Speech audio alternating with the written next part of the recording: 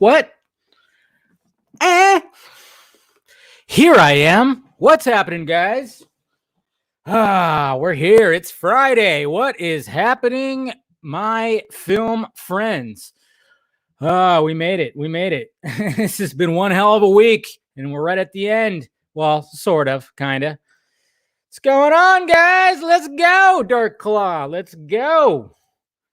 What's going on, Enzo? I am here. Everything's good. Everything's going. Everything's flashy and tasty and delicious. What's going on, Hidden Shadows? We won. That's right. Great to see you too, Ryan. What's going on, Jeff? You see the updated? Yeah, we'll talk about that. The end is the beginning. At the end of the beginning. Dark side. What's going on, DK? School's out. Fall. Summer. Dun, da, da, da, dun, da, da, da, dun. What's going on, Will? Celebrate the good times. Batfleck. Bring Batfleck on the show. Oh, man. I can only... If I could get that guy, my God. I don't even know what I'd do with myself if I got that guy. But, yeah. That's right. What's up, fellow winners? Yeah, what's going on? Finally. Cheers, man. This is a huge win. Yes, it's definitely pretty awesome to be a DC fan right now, specifically a DCU fan. What's going on, Muhammad? Oh, man. Oh, okay. Okay. Oh, he did, huh? Interesting. They had Darkseid, aka Ray Porter himself, answering questions. No shit. Crazy. Oh, yeah, it definitely is going to be a party tonight. It's going to be interesting stuff. What's going on? I got the Twitchers out there. Chirona Ninja and Fear Jason right there. Like I said, you guys can follow me on Twitch if you want to, posting stuff on Twitch. I still need to learn the Twitch stuff, though. Okay, now that's going to smell.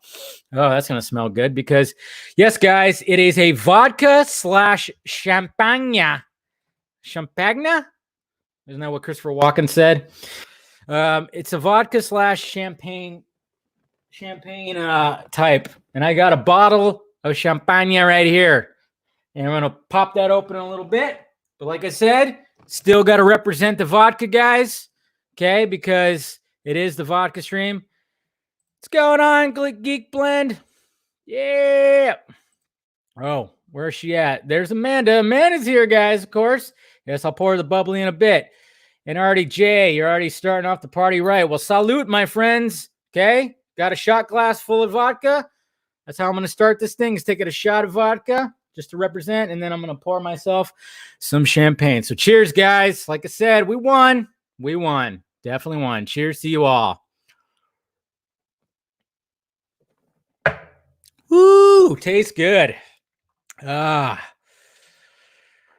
there's my other friend, Miss Kathy. How's it going? She's joining too. So it's always nice to get that support from the friendlies out there, the real life friendlies, I guess you could say. Cheers, man. Cheers, man. Definitely some good stuff. Okay. I always get nervous when I have to open up some champagne. Okay, here we go. I'm not.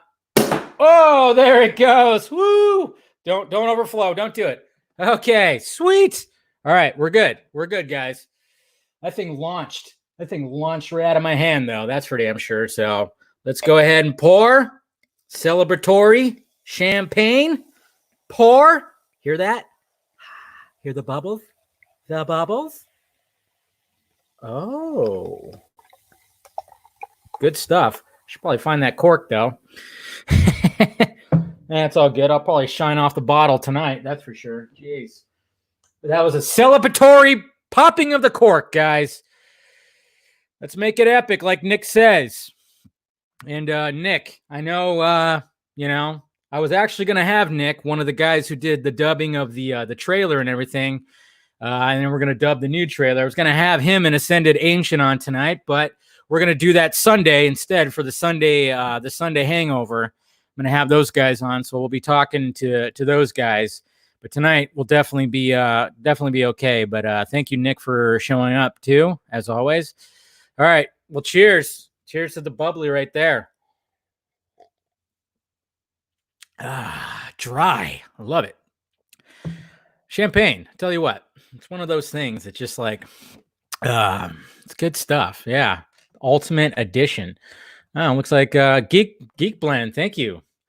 Cheers. We won. Just good feeling. Zach was done wrong, and I'm glad he's getting his vision released. Absolutely. Totally. Absolutely. It's great that he is getting his shit out there, man. I tell you what. Amanda is in the house. You like them shoes? Cheers. Cheers, everybody. But man, I tell you what a week. What a freaking week. I mean, of course, like I've already told you guys, like how crazy my week was. I mean, the fact that I thought I was going to be off all week. And then, of course, the day that I get called back into work is the day that the Snyder Cut gets announced. Crazy, huh? Was Film Gob in here? Film Gob is in here too. What the fuck? I saw his video today. Yeah, I guess he is in here. I don't know. The chat's going crazy right now, which I appreciate. But you got a whiskey? Yeah, I actually bought, you know what's funny? I bought some bourbon, some good bourbon. Okay. But then I was like, okay, well now I get that was before all this. And then I was like, you know what? It was suggested to me that I should do a champagne type stream tonight. So, and there's the man, Mr. Ping Pong himself, Mr. Chris Wong Swenson. Cheers.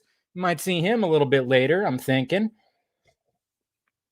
Because we'll definitely have a panel, but of course I have a special guest first. So I'll do a little one-on-one with the special guest at first. So yeah, you might see some familiar faces coming on a little bit later. But yeah, it's been a crazy week. I tell you what, it was like, I mean, Wednesday was probably the craziest because I'm sitting there like I'm doing my work thing and I'm trying to listen in on the stream. And then of course, when it all happens, I'm like, okay, I got to shoot a video. Then I was just super anxious to get home to do the show. And it was a really great show. I had a full panel, had a bunch of people come on, and it was just craziness. It's just absolute craziness. And that was probably my biggest show that I've ever done. I mean, I'm telling you what, I'm so glad I decided to lean into this live stuff because I appreciate you guys, man. I appreciate, there's something that's really awesome about the live stuff. I guess it's because it's like, it's a little raw and it's live, no cuts, no anything. And I can actually communicate with you guys. Seek. Hey, you're part of the Outsiders, but you were always very supportive of this, man. So there you go. Seek Venom Vlog. Make sure you subscribe to this man. Anything that you want to know about Venom or Spawn, this guy is super knowledgeable. I wish I had the knowledge that this guy had about comic books and everything like that. Seek, I need to get you on the stream again. I'm going to get you on the stream really soon. We'll start talking about Venom 2 because I am very much looking forward to Venom 2. I'm actually more excited than I was for the first Venom. Well, I can't say that. I was really excited for the first Venom, but I don't know. I think I'm just really excited to see what they're going to do with Venom 2. So I definitely want to get you back on the show, brother.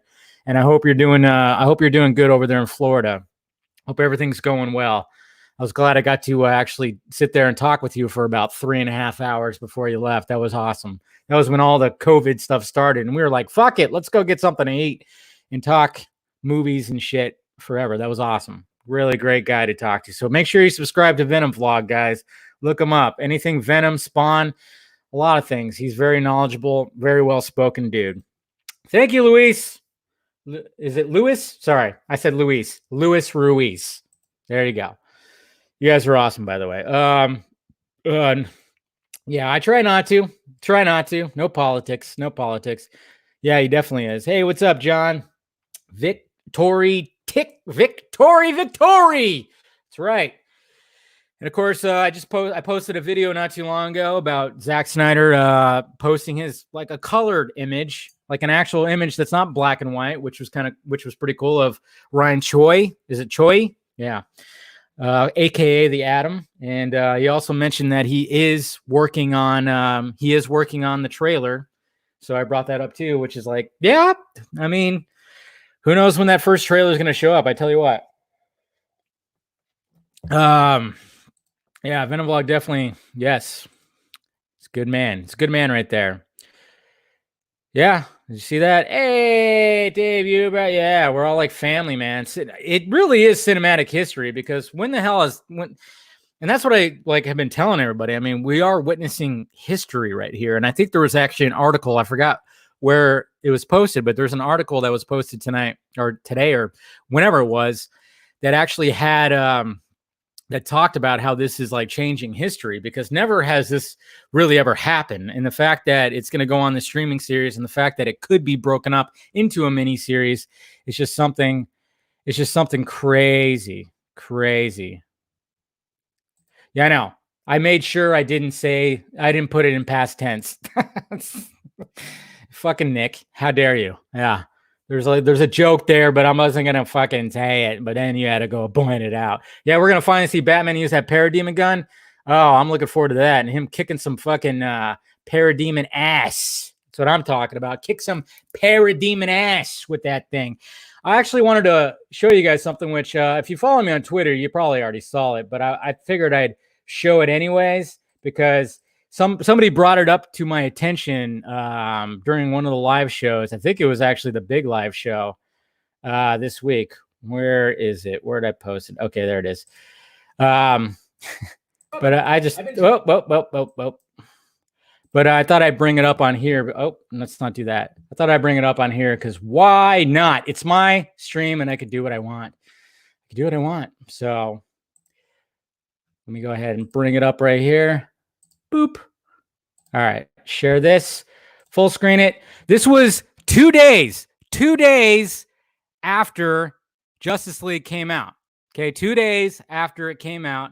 And this is when I was like, all right, fuck this. We're going to start talking about what the hell happened here. And this is what I had to say right here. I'm sure you guys already saw it, but it's pretty great. I've been dropping little hints left and right too on my social media. I've been posting GIFs from the trailer footage that is not in the film. And I'm going to be doing a video about all the deleted content and even some of the stuff that we didn't see in the trailers. But I've been dropping little hints. And even on my videos, I've been saying like Zack Snyder's Justice League, kind of like trolling because that was not Zack Snyder's Justice League. And everybody that's claiming that it is, you're kidding yourselves, okay? Now, I'm not saying that there's not fragments of Zack Snyder in there, but God damn it, he got cheap.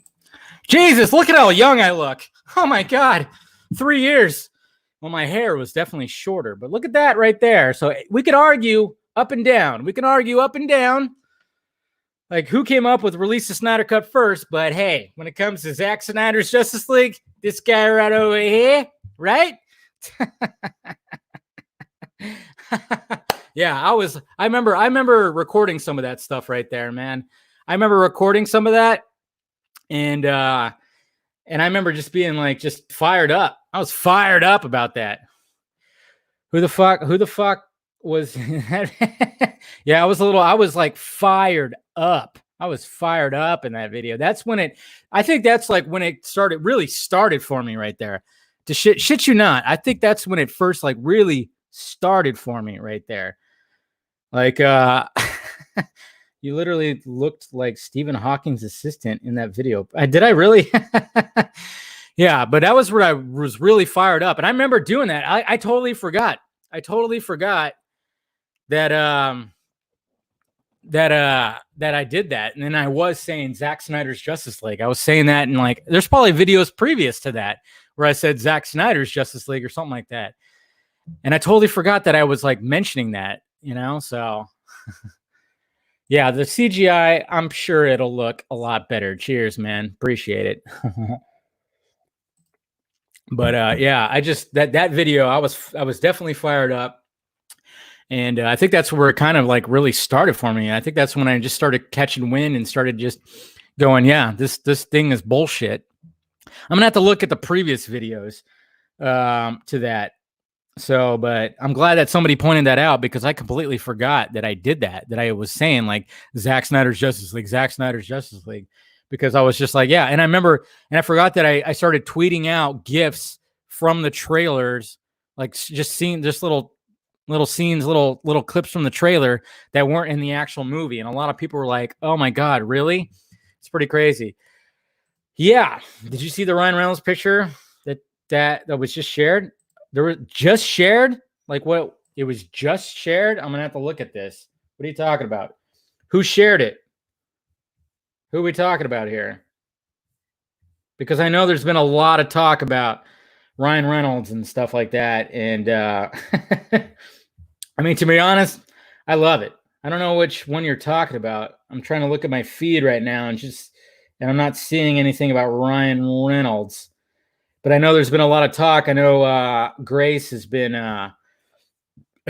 like teasing possibly Ryan Reynolds' Green Lantern to be part of the Snyderverse. I mean, nothing wrong. I mean, I know Garza's really all for it too. Oh, no? Okay, well, I see Andrew Dice from Screen Rant. He posted an image. Of Ryan Reynolds, but okay. Oh, okay, yeah. So you're right, Andrew Dice. Yeah, he just did that. Well, I think it's because one of the main reasons is probably because he was talking to Steven, and Steven might show up, of course, a little later as well. But I think that was probably part of it, because you know what? To be honest, like I think it's pretty far fetched. Not gonna lie, pretty far fetched that Ryan Reynolds would come back, but I would absolutely love it. I would absolutely love it. Okay, I would absolutely love the fact of Ryan Reynolds to return as Green Lantern. Hold on a second, guys. It's a little warm in here. I'm going to turn down my AC. I'm like, I don't want to start glistening and being all shiny for you guys. Hold on a second.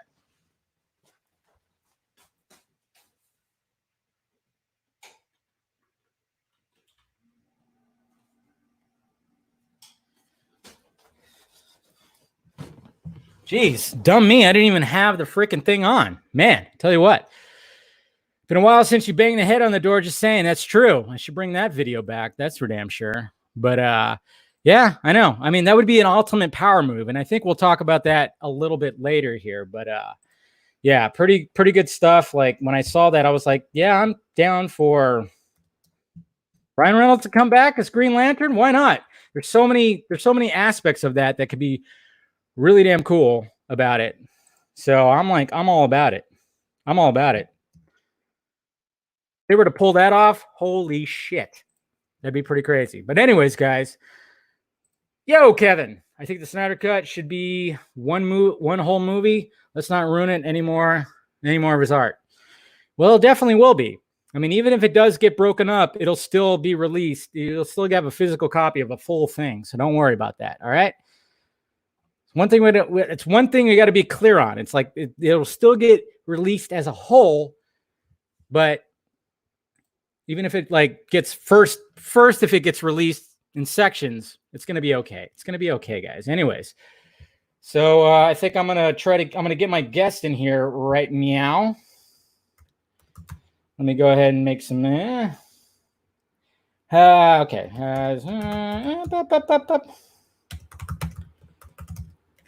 Get that going. All right. So let me get my guest in here, a guy who has not been on the Vodka stream before. I'm going to get him in here right now. We'll do a little one-on-one, do a little chatting. Oh, crap. Okay, so there it is. The link. All right. So we'll get that guy in here. I know you guys are speculating. I'm keeping it a little bit of a surprise, even though I think some of you right now already probably know who it might be. Excitement levels should be up. The excitement levels should be up. All right, guys. You guys ready? All right, we're ready for the guest. Okay. I mean, let's face it. He's going to take on the league eventually. So here's the man himself, Mr. Ray Porter. What is going on, my friend? How are you? I'm doing pretty good, sir. How's it going? It's going good. Let me turn off the. I have a little cooling fan in my recording booth, and okay, that's good because it gets a bit warm, you know. Yeah, I just had to turn on my AC right now. I totally forgot that I turned it off, and I'm like, it's 75 degrees in here. What am I thinking? Yeah, exactly. Yeah, exactly. Flop sweat, or is it just hot? Yeah, I know. I didn't want to get all glistening for people, so I'm like, right, what's going on? But I appreciate you joining the stream tonight, man. You know what? One thing I will say, I am envious of you right now, currently, is you got the long hair going, and yeah, and with all the quarantine stuff, I need a haircut. And I'm envying you right now, big time, because I'm like, I can't do anything more than I have right, what's going on with this. So I'm like kind of envying you right now. I see people saying like, "Oh, I wish it would reopen so I can go to the barber." I'm like, yeah, it's not a good idea. Not a good idea at the moment. I get it, but anybody who I do hope that, and hopefully this is all over very, very soon. But I do hope when it's all done that there's some sort of home hairstyling fashion show. There needs to be. I think because, you know what I actually heard. I think there's actually going to be a new show that's coming out where celebrities teach you how to cut your hair at home or something like that. Oh, really? I heard something about that. So I'm not too sure exactly if that's an actual thing or it was just some kind of, I don't know. Do celebrities cut their own hair at home? I don't know. Probably not, but they're probably just like, hey, I'm bored. You know, my production, the production I was working on. Yeah, it's not happening right now. So I'm just going to like, you know, take part in this thing. I don't know. Like, I think I was listening to a podcast and somebody mentioned that. I had it in the background and I was like, what? But then again, I thought, if Robert Plant does one, then I'll watch that. Oh, there you go. I mean, if he does, definitely. I'll cut my hair like his. I think a lot. Yeah, I think you should. I think that would look good on you. So, Ray, I mean, I tell you what, look, I mean, the live chat right now is totally going crazy because you are, people love you. People love you right now. That's very kind. Yeah, I know. The fan base, I mean, I tell you what, we'll get into like a lot of that stuff, of course, with all the fan base and the fact that, you know, you just kind of like all of a sudden it was, hey, all of a sudden this fan base is all about Ray Porter at one point. But I always like to get to know people when I, you know, have them on the show. Mm-hmm. And of course, I want to get to know you. So first off, Ray, where are you from originally? I grew up in Kokomo, Indiana. Okay. And left there when I was about a year after I graduated high school, and I came out to California. Went to Cal Arts. Was there at the same time as Don Cheadle. We were friends really? There. Nice. Yeah. And then I graduated in 89, and in 1990 I went up to the Oregon Shakespeare Festival and worked there until about 2008 doing Shakespeare. And I would come down to LA and do TV shows and films and things like that in the interim, but that's what I was doing for most of that time. Moved down to LA, started narrating audiobooks, picked up, you know, TV and film when I could, and now here I am. Here you are, for sure. So when you were like, okay, so you're in Indiana, and you know you're growing up, of course. Right. When did like the acting bug like hit you? Was it acting? Was it the voice? Because I mean, let's face it, we can all agree your voice is something that we want to hear narrate our lives. That's very kind. Yeah. Well, I'm third generation in the business. My grandfather was with the circus, and my mother was an actor and dancer and all of that. So I grew up around it. It was always just sort of there. I was going to do something else.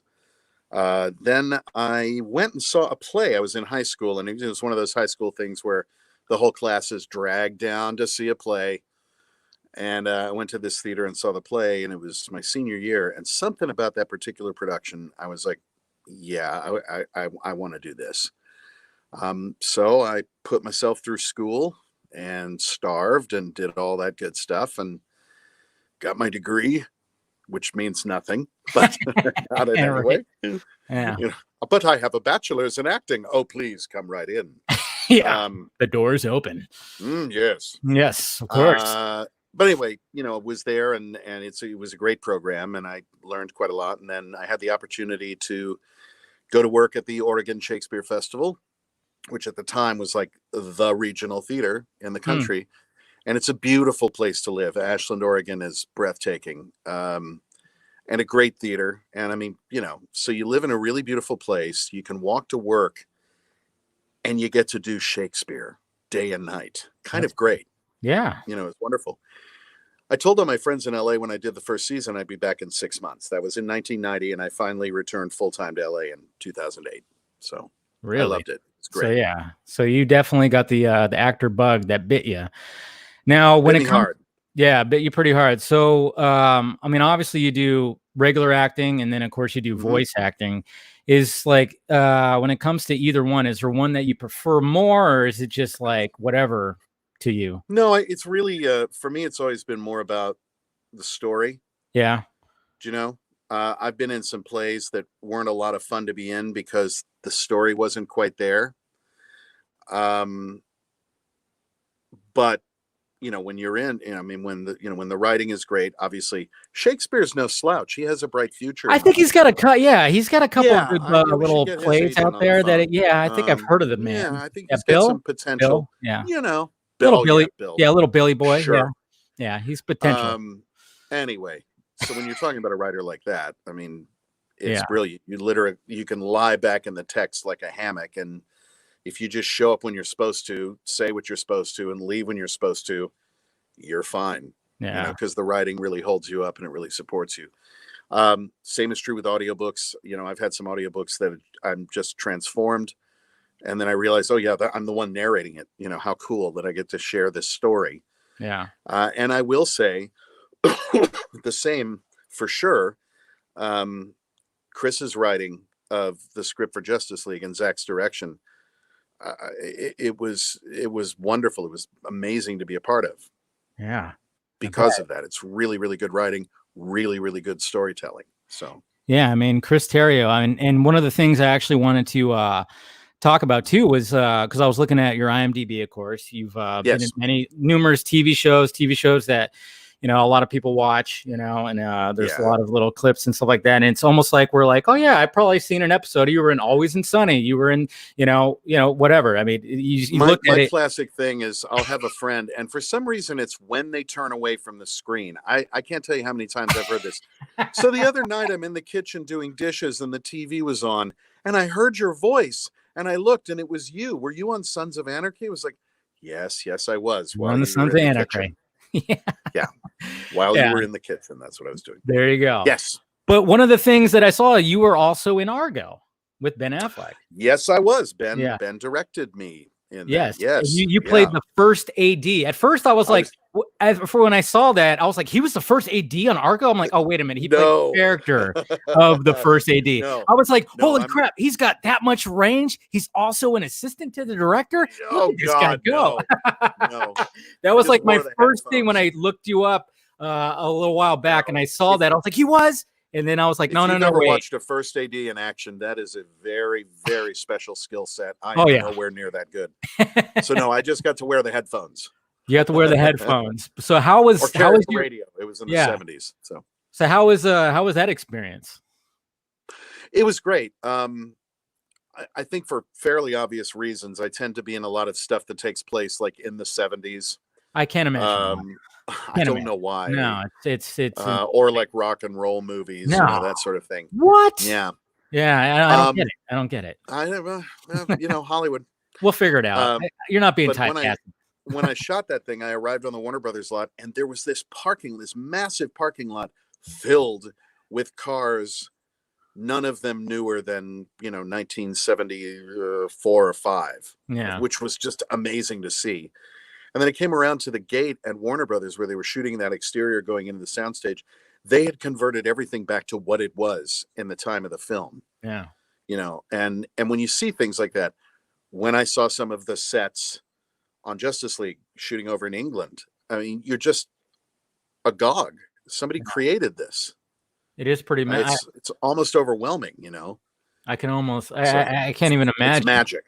Yeah. When you walk on a set and like you said, even with Argo, just the fact that they converted everything back to that time period. I mean, it must be like you walked through a time portal or something like that. Well, it's the amount of care that goes into it. I remember on Almost Famous, all of the instruments were vintage. All of the amps were vintage. The packaging on the strings was vintage. The food packaging, everything. I mean, the amount of detail, the amount of work that went into that is staggering. Usually for me, by the time I arrive on the set, I'm so amazed by the work that everybody else has done that I just hope I can somehow measure up. Yeah. It's like, boy, I really hope I'm good because the set is amazing. I can imagine the pressure that it, like when you walk on a set like that and you see all that, you're like, oh, that's got to be a little bit of nerve wracking. But I think, am I going to be as good as that wall. Yeah. Is that painted wall right there that has a picture or something like that, or just the way that it's crafted and it looks like something right out that's just pulled at a time. To me, that's the best. That's the greatest privilege of being able to be in this business, is constantly being entertained and amazed by the skill of others. Well, that's what I that's what I was actually going to lead into, was like the fact that when you see something like that, it's like, yeah, it can be nerve wracking, but at the same time, maybe it actually fuels that fire. That's it definitely does. It definitely does. And it's also exciting. You're like, I'm in the room. I get to do this. Whoa.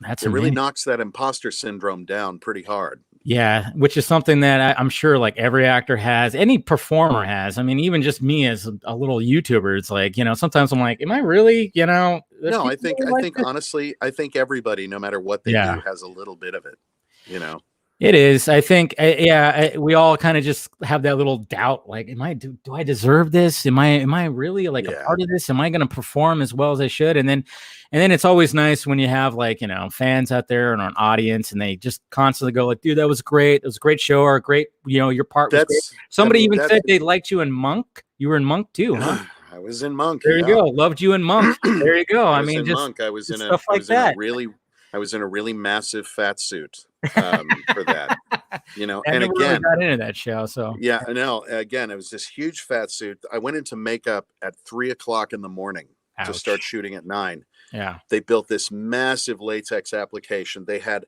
hands and arms that had hair and moles and fingernails and everything that I slipped on like big gloves. And again, it's that level of skill, that level of craftsmanship. You're like, man, I really need to do my homework so that my work is commensurate with the effort that these people have put forward.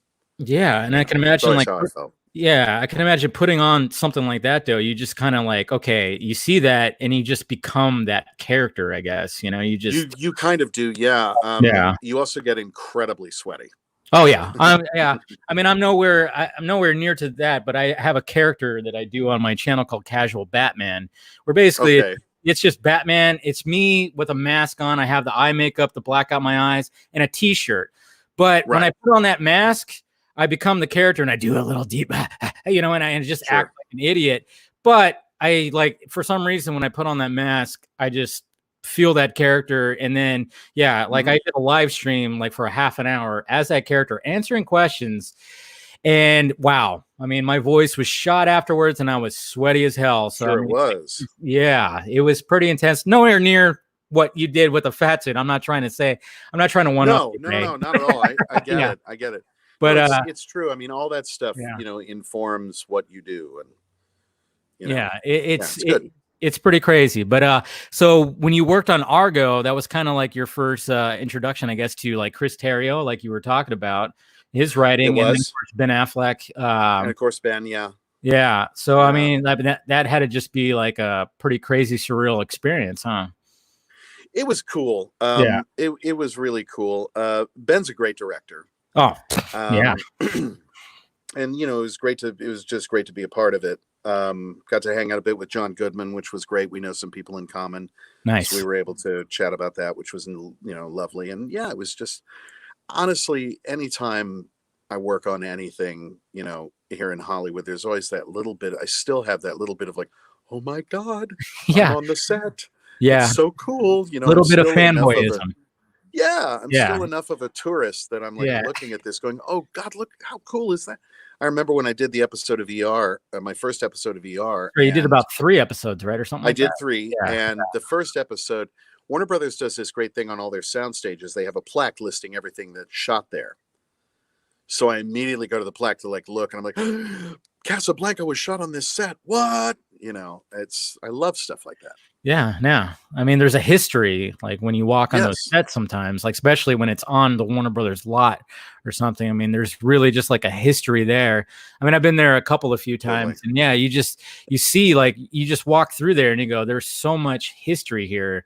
And you can almost just feel it in the air. You almost can breathe it in sometimes when you go, look at, that's where they shot that, or that's where they shot that, exactly. And everything. So you just kind of feel it. So, all right. So let's get down to the nitty gritty, as Nacho Libre all right. would say, because, of course, a lot of people are going, hey, Yeah, you're kind of you're that guy that's in the thumbnail right here. That I mean, he's a little uglier than you are. You know, he's a little hideous. So let's He's talk a had a little. harder life.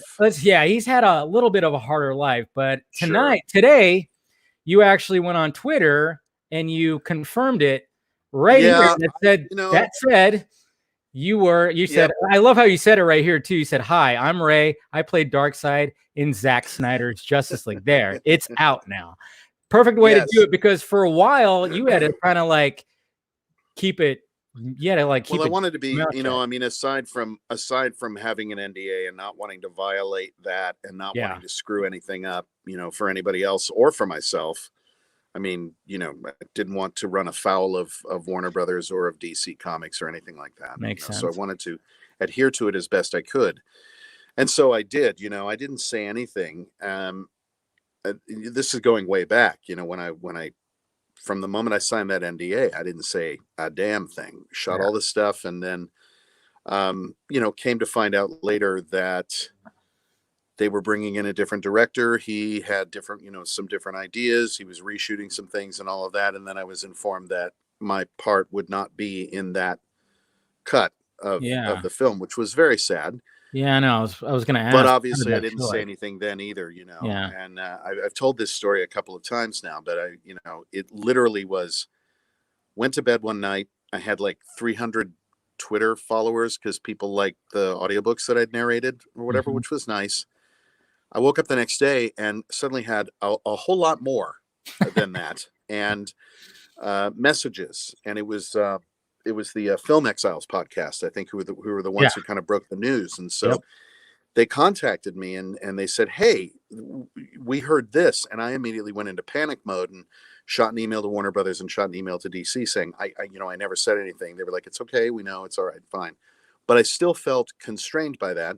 I didn't know that they were going to be releasing the Snyder cut. I didn't know any of that. And then I started to encounter a lot of the fans and the people who were, really passionate about releasing the Snyder cut. And everybody was so kind. Everybody was so um, sensitive to what was going on, but passionate about what they wanted to get done and in a really good way.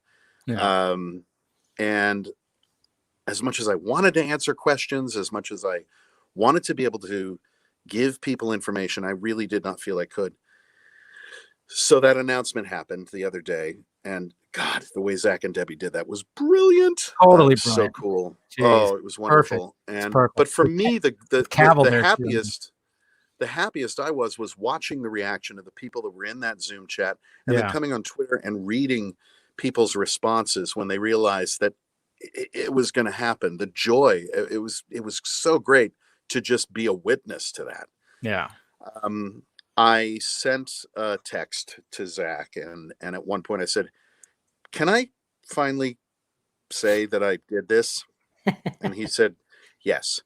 Nice. And so basically, by way of, sort of formally, I kind of think, there was a lot of jokes about like, "Oh, that's really news," Yeah. but No, we already knew it that, was guys. I Yeah. know, but it was important for me No, to be able to say it, and so I did.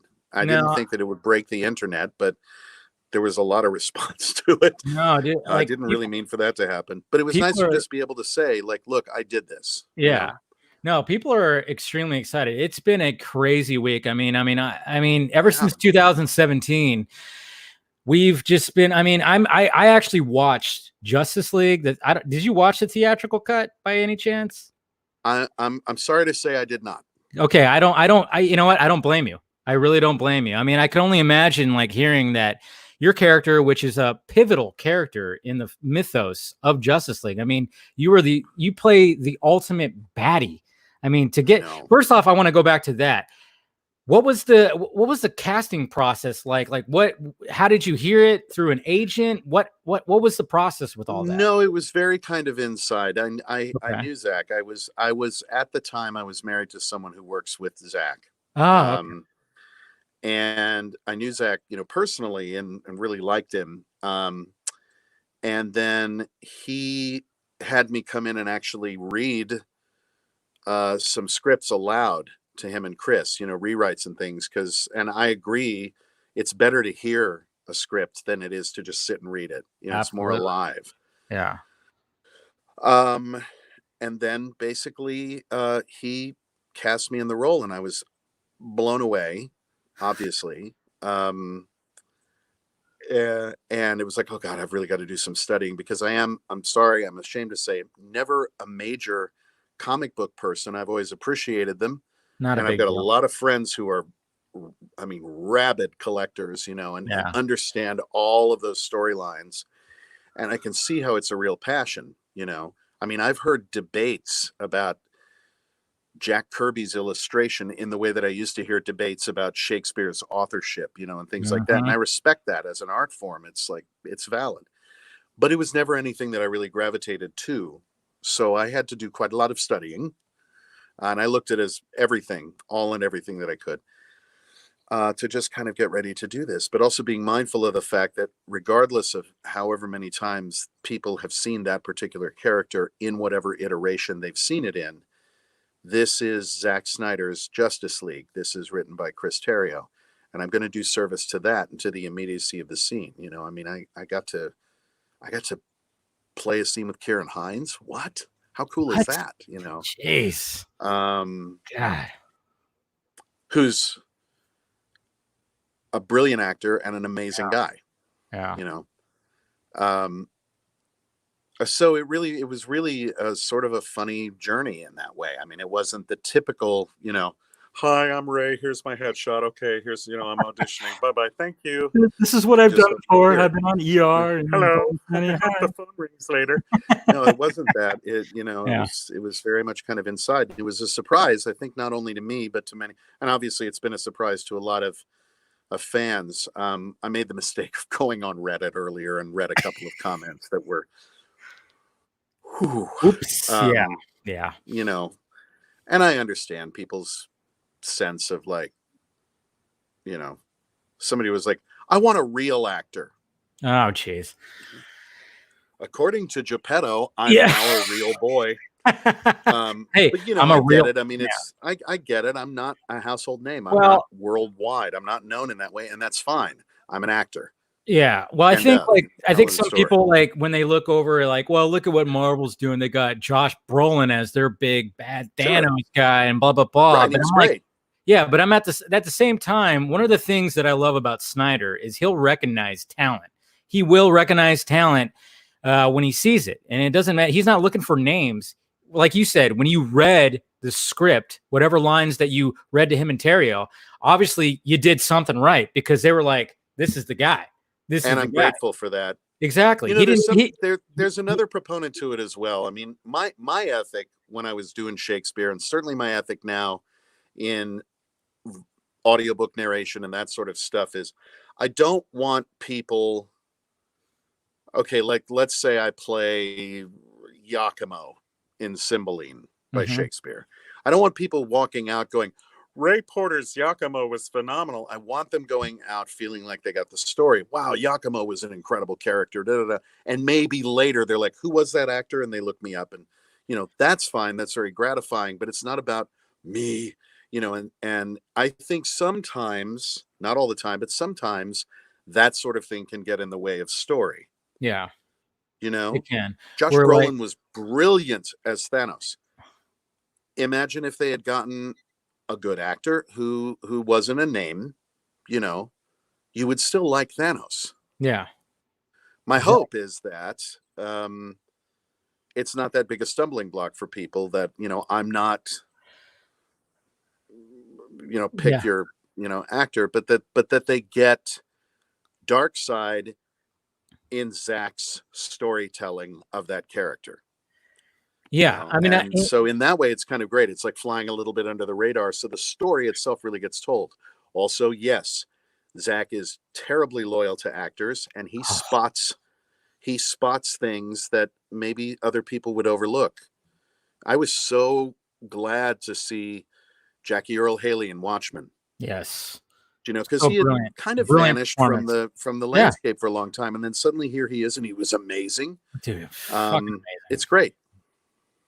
Yeah, I mean that's what you kind of I think I mean I almost think that actors out there would probably want something like that. It's like, um when you get like like that good script. I mean, like you said, you weren't even like privy with all the comic book stuff, but you saw the material and you were like, you know what, this is something I want to be a part of. There's a brilliance here. The writing is just something Yeah, I want to be a part of, and I can only it's imagine something that's playable. what your Yeah, friends, your comic book friends, probably freaked out. They were probably like, oh my god," when you told them or something. Were they pretty a little excited? bit. Yeah, Yeah, a little bit. just a little bit. Yeah, I A little know, bit.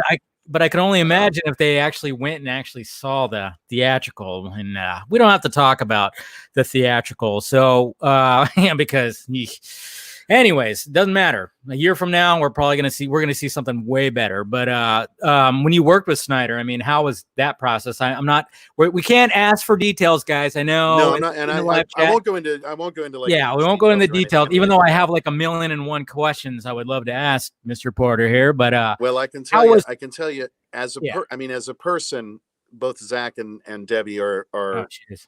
the kindest people you would ever want to meet. Yeah. As an artist, I've admired Zach's work for a very, very long time. I'm a fan.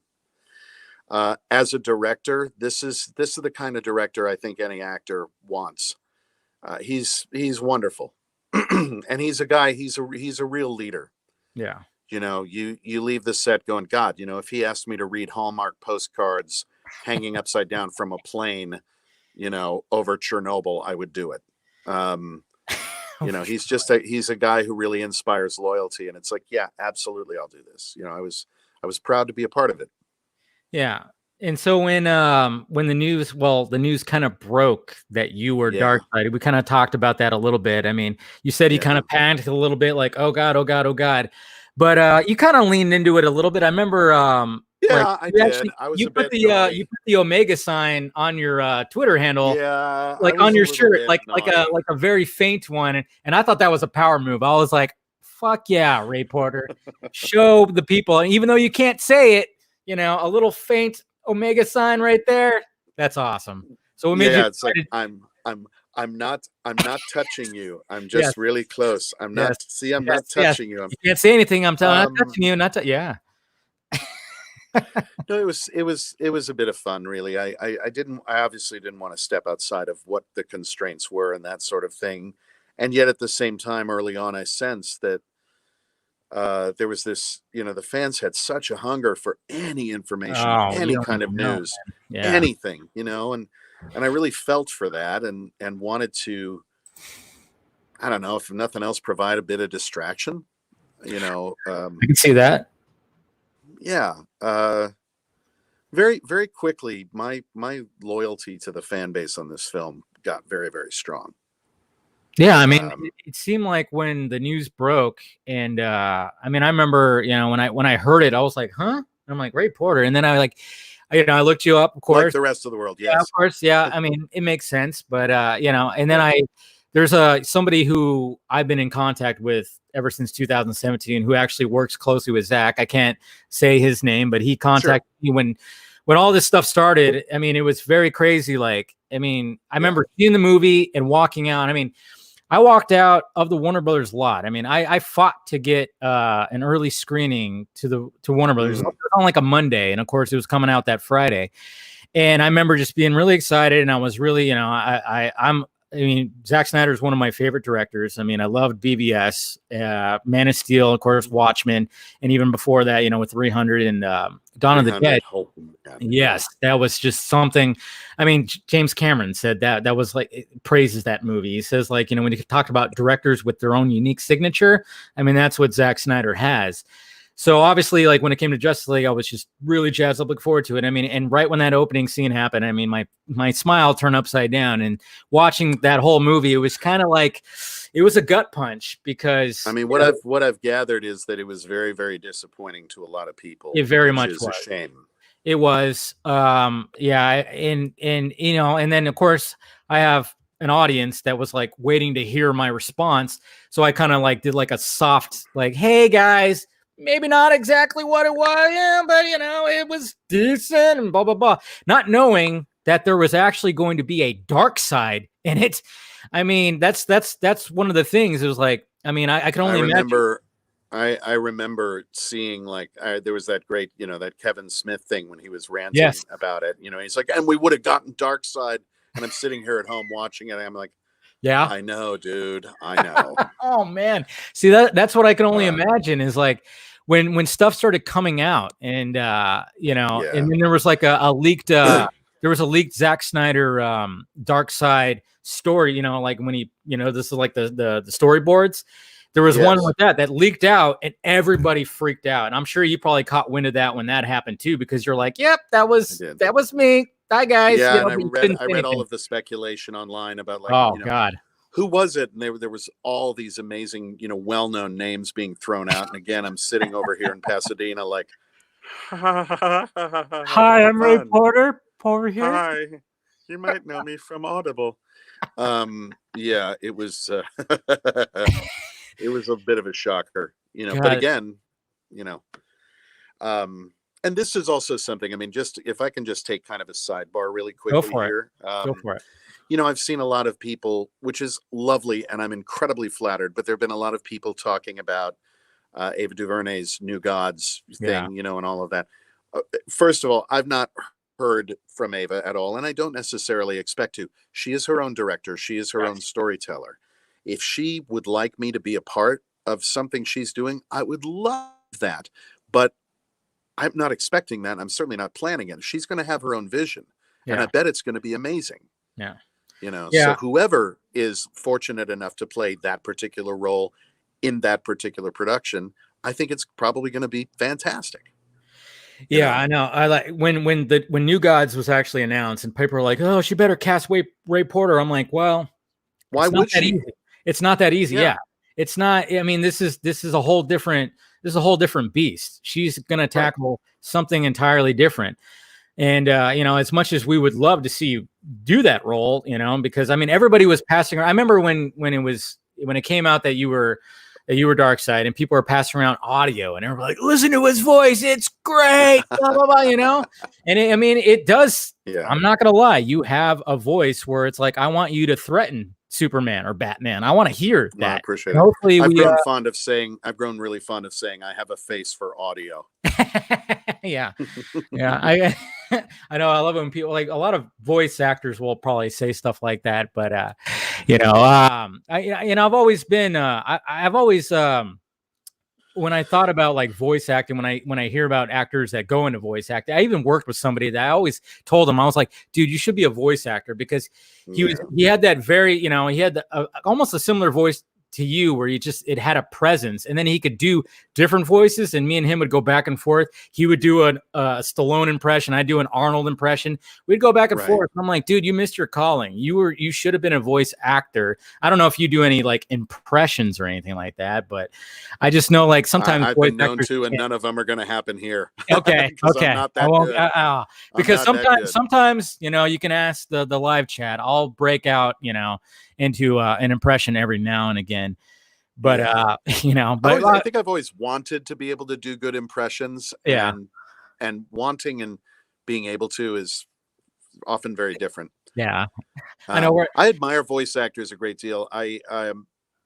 There's some titles that I've been narrating for Audible, and before everything closed down, I was working out of a studio in Burbank, which also does a lot of animation and that sort of stuff. Mm-hmm. And I remember standing in the lobby talking to Tom Kenny, who's the voice of SpongeBob. Wow. And and we're sitting there chatting about stuff, and I'm like, yeah, but you do SpongeBob, dude. What? Wow. See, there's some incredible talent that you would not recognize on the street. It's crazy. Yeah, I know, especially with like when it comes to animation and stuff like that. So after Wednesday happened, I mean, like, what were your thoughts? Like, what were you, obviously it was already out there, because I mean, I think after like last weekend, all of a sudden everybody was like, wait, what is going on? Because there was an article, or actually a video from someone. And then I even started doing my investigating. Yeah, I started doing my investigating, and then bloggers and everybody was like, is there going to be an announcement? And then Snyder announces that he's going to do his Man of Steel watch early because apparently it was originally planned for June, and then all of a sudden he bumps it up a week before HBO Max is going to be announced, and everybody just starts going, "Huh? What? Huh? What?" So, what were your thoughts this week at the beginning, and then yeah, I had a kind of an inkling. Yeah. And I also, I spent a lot of time like lurking on Twitter, just, reading what people were saying and what sort of the general vibe was about stuff. Yeah. And it seemed like that, that the seismic activity had increased over that week. Yeah, it was. I had a suspicion that maybe something would be said at the watch party. But I certainly didn't expect it the way that it was done. And then when Henry popped up, I was like, oh my God. Oh, come on, no. And you almost don't want to believe, Yeah. And the way Zach did it, it was like, it reminded me a little bit of the way that he foreshadowed BVS at the Comic-Con in 2013. That was so beautiful. You ever seen that video online? Yes, with Harry Lennox, right? It gets my hair standing up on end. Just you talking about it right now, I got goosebumps. Yeah. Like the way that he read off a line from Dark Knight Returns, and then it just boom, and then it just shows that logo. Screams that came up. I'm surprised the roof didn't blow off. Yeah. Oh, it's just phenomenal. And so it was kind of like that, yeah, by the way, this.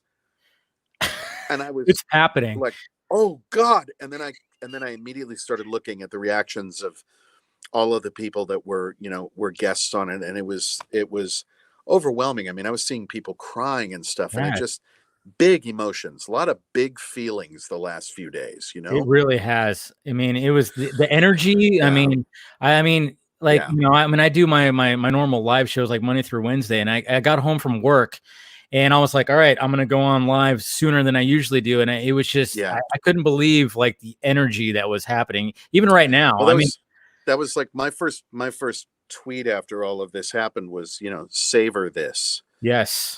Because God, did we need some good news or what? Especially right now. Right? Good God. I mean, boy, was that just what a relief that something good and just happened. I know. I think a lot of people a lot of people, when the COVID thing happened, the pandemic happened, I mean, so many people are like, come on, Warner Brothers, it's just the perfect time to do this right now, please.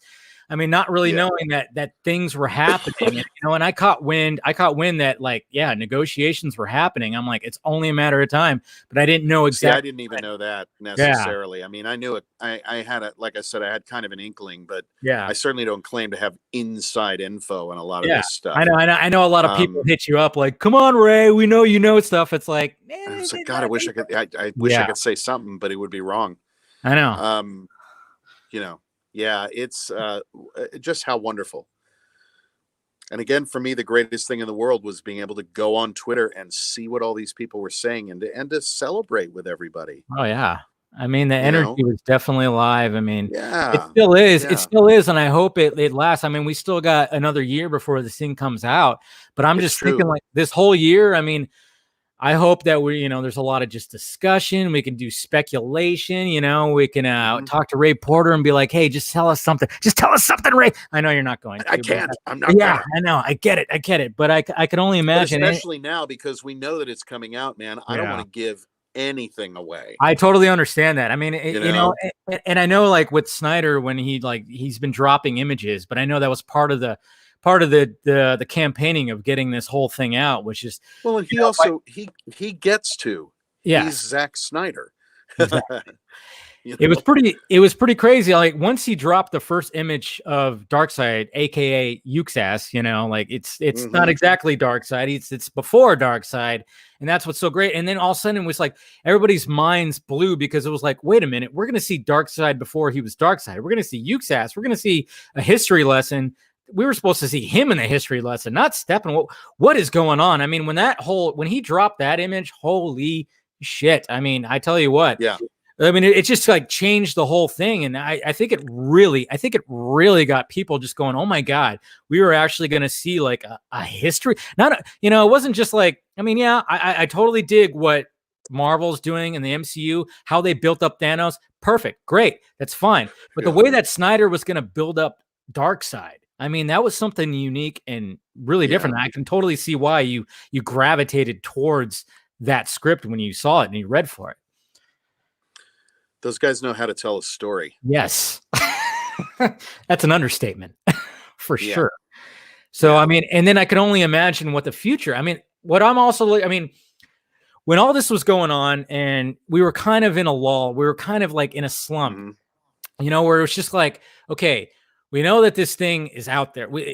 You know, a lot of us did, you know, and just sources with me, I knew that it existed. I knew there was a whole other movie that existed, but there was like a point last year where I was like, okay, there needs to be something else to parlay this to the next level. I didn't know what it was. You know, me and my, you know, associates online, I'm actually going to invite somebody on here just to like talk to you for a little bit, because you know he's also a huge fan and he's been a voice in this whole thing right now. Actually, I'm gonna bring him in right now, Mr. Chris Swenson. By the way, just oh my god, hold on. Hey Ray, sorry, starstruck right now. I am hold on a second. Chris, what is he gonna say? Fair warning, because it is 10 o'clock here on the West Coast. Sometime soon, my son may be calling me to say goodnight. Okay. And so I'm going to have to bounce off just for a minute and it's fine. Good night conversation with him, and then I'll come back. Okay, that's perfectly fine. No, but I mean, you guys are great, but a 12-year-old definitely takes precedence. No, totally. No, yeah, we're got 3 boys outside my door right now, and my wife is trying to make them quiet. They're fighting in the background. So if you hear that, I apologize. I'll put myself on mute. But just want to say congratulations. Thank you. Congratulations, and so happy for you. Congratulations to you and everybody else who's been like on this movement for so long. Yeah, victory. Man. You know, man.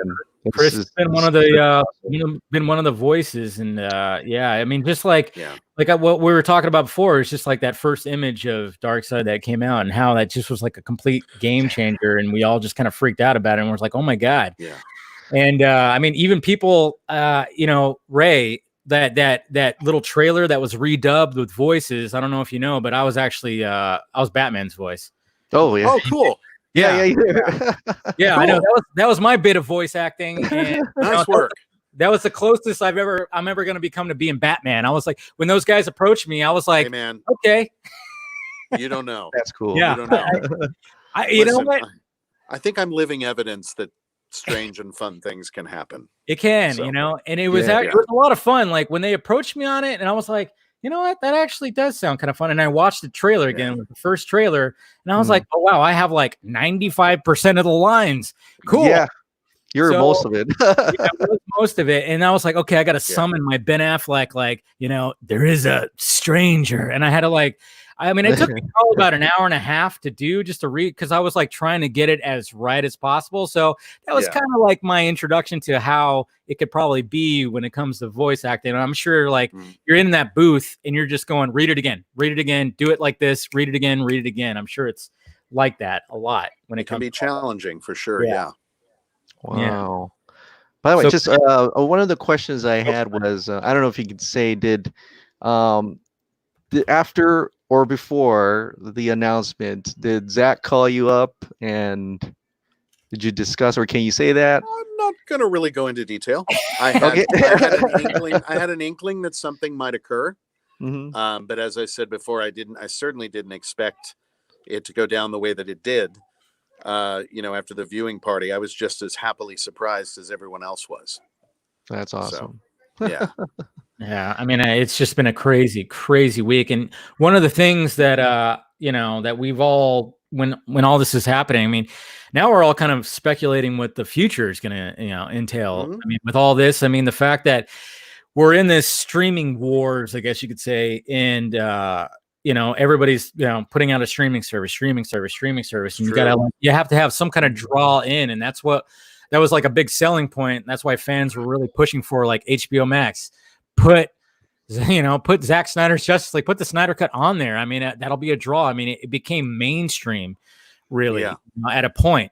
And it was just like, yeah, it's a no-brainer. I mean, and finally they did it. And now we're kind of going, well, what else? What else can there be? I mean, we know, you know, and I know you probably can't really talk too much about this. I mean, we'll try to squeeze a little bit out you, maybe. But but the fact, the future, I mean, we know that Snyder had future plans for all this, Mm-hmm. and I'm sure you probably know a little bit of that. And I'm like, I'm gonna mute myself. Sorry. Hook up a device to your brain and what you know that was future late plans. But I mean, I don't know that I necessarily know anything terribly interesting. Okay. You know, I knew that I knew that there was talk about things continuing. You know, and then obviously lots of stuff changed. Yeah. So you don't really know, like, because there's always been talk about the sequels, and obviously when you have okay, that's a whole different salary tier. Yeah, you know, that's above my pay grade. It does make sense, but I mean, I think a lot of us are kind of like looking to the future, and I mean, we'll see what happens, you know, because you know you hear things here and there, but I think right now it's all about getting Zack Snyder's Justice League out. I mean, we're all excited about it, and we all want to. We're anxious to see, like, I mean, I know you can't. We're not going to try to get this out of you either, but we want to hear like how your dark side voice ends up being in the movie. I'm going to be fascinated by that myself. You know, yeah. I mean, I would assume that they did all kinds of really fun stuff to what was already there. Yeah. Wow. So I'll be amazed. You know, I want to see the CGI. Yes. You know, yes. I'm excited about that. You know, mostly I'm really excited about Zack being able to, in an unconstrained way, tell his story without any interference and tell his story. That's what's really exciting to me because I'm a fan. Right.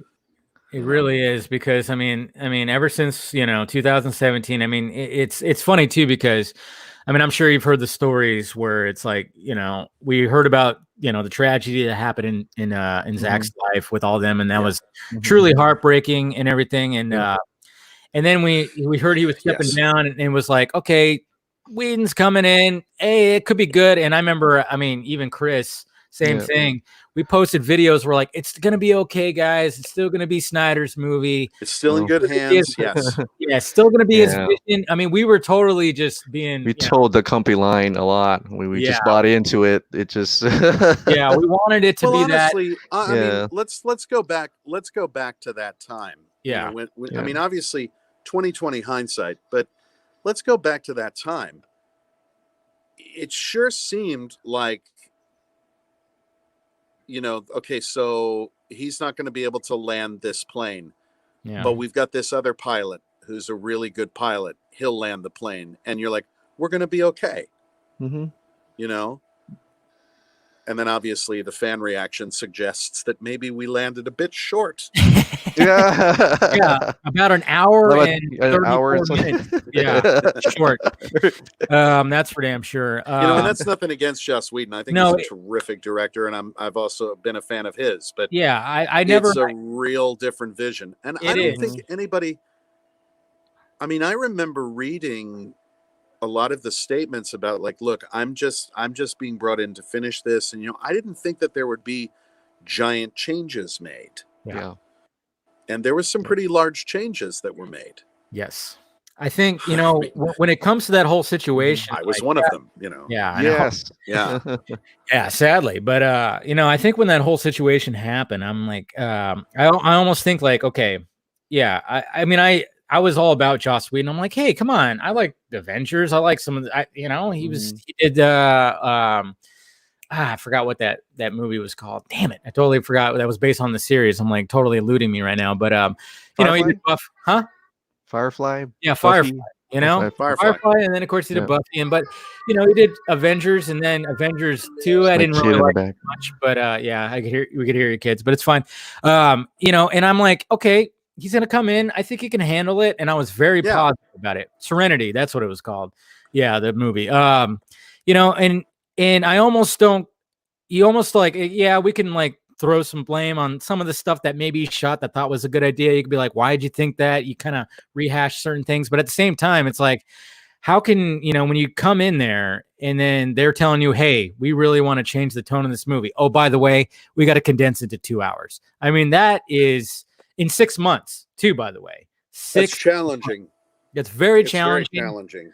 And you almost kind of feel bad for the guy because it's like, because it just didn't turn out the way Sure. that anybody was hoping, and it almost seemed like it turned into a throwaway because it was like, just get it out. We're not going to postpone it and blah, blah, blah. But at the same, but here we are, 2.5 years later after, just grueling. Like I said, it was like, there came to a point where it's like, where can this thing go? And I think like the big lift was, of course, Zack Snyder back in November, there was like a huge push, and all of a sudden you had Ben Affleck tweeting out the hashtag. You had Gal Gadot, you had Ray Fisher. Of course, Jason Momoa has been like, Jason Momoa is like Zach's #1 fan. I mean, you see he's been him a real champion of the whole thing. Yes, he has. Yeah. And he's just pushing it. And I think that was the push we needed for this thing to really get somewhere. And it was truly amazing. Oh, you may have lost him. We lost your video feed. Hi. Okay. Hi. Okay. Oh, okay. That's fine. Sorry. There it goes. He'll come back and we'll finish this thing off. But oh man, I just like starstruck. Starstruck almost, right? Yeah. There you go. I mean, that's why I was like, you know what? Who am I going to invite in to talk to?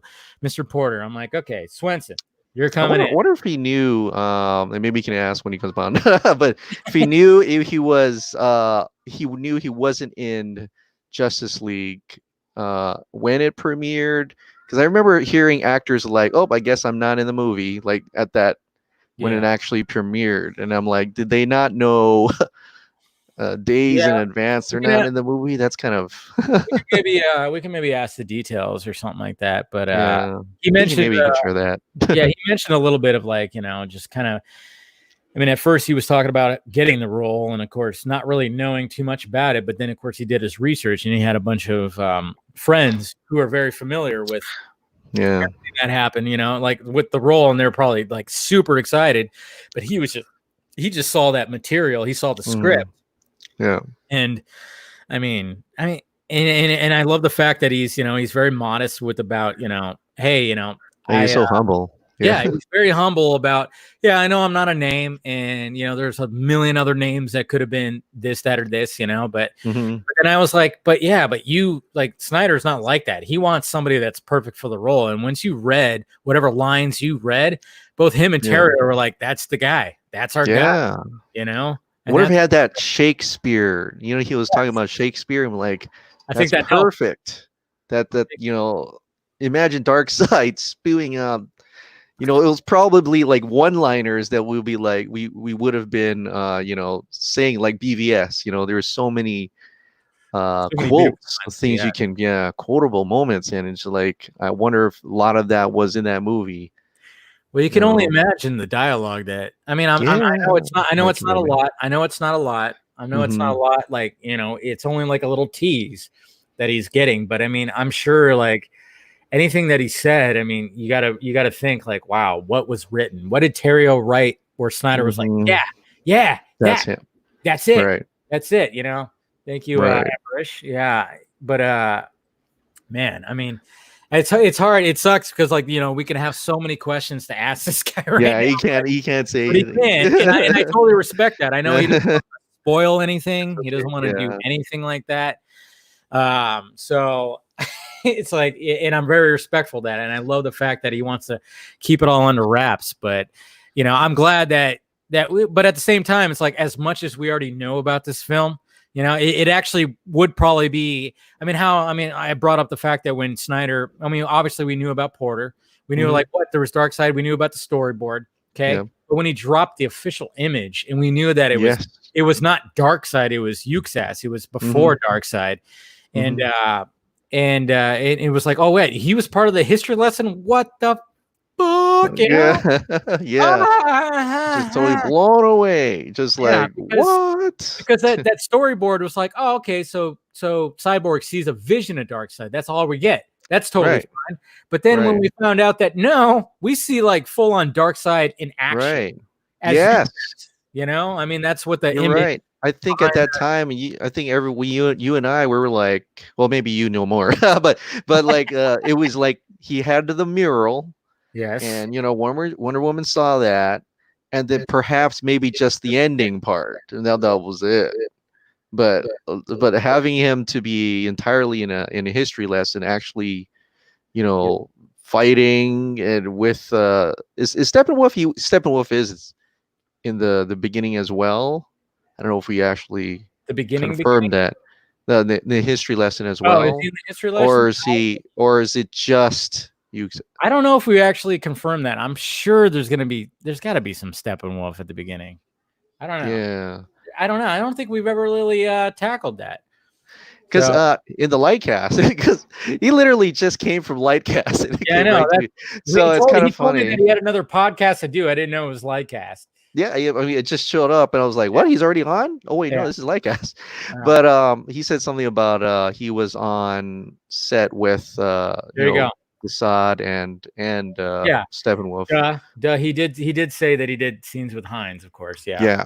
Okay. Yeah. So there you go. He complimented Hines and working with him and blah blah blah. Of course. That's right. He did. Yes. Yeah. Dumb person I am. I was like, duh. He just fucking said that. He just said that. Yeah. No. I'm like sitting here just like, oh my god. I'm still just kind of baffled. Like, wow. I mean, imagine if Snyder ends up coming on this thing. I'm gonna be like, what just happened? I don't even know what I said to him. Jeez, it's pretty crazy. Steven says, yeah, they're both history, of course. Yeah.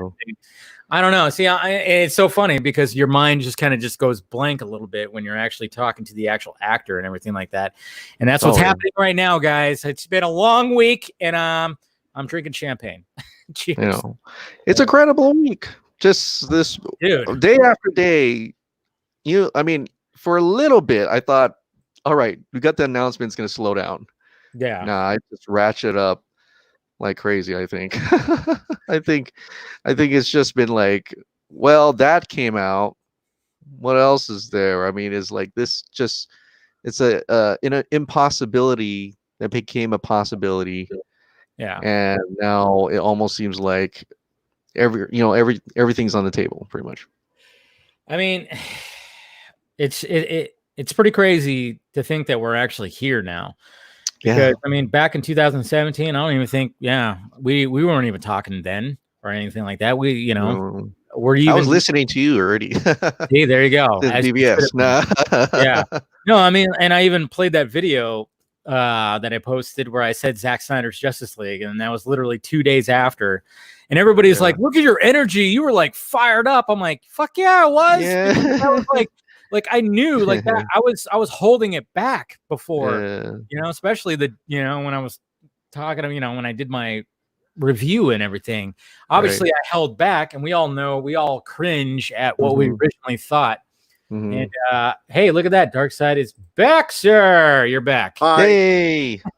I mean, y'all are great, but this was no problem. We completely understand, sir. We completely understand. So now, we're not offended. Yeah. Okay.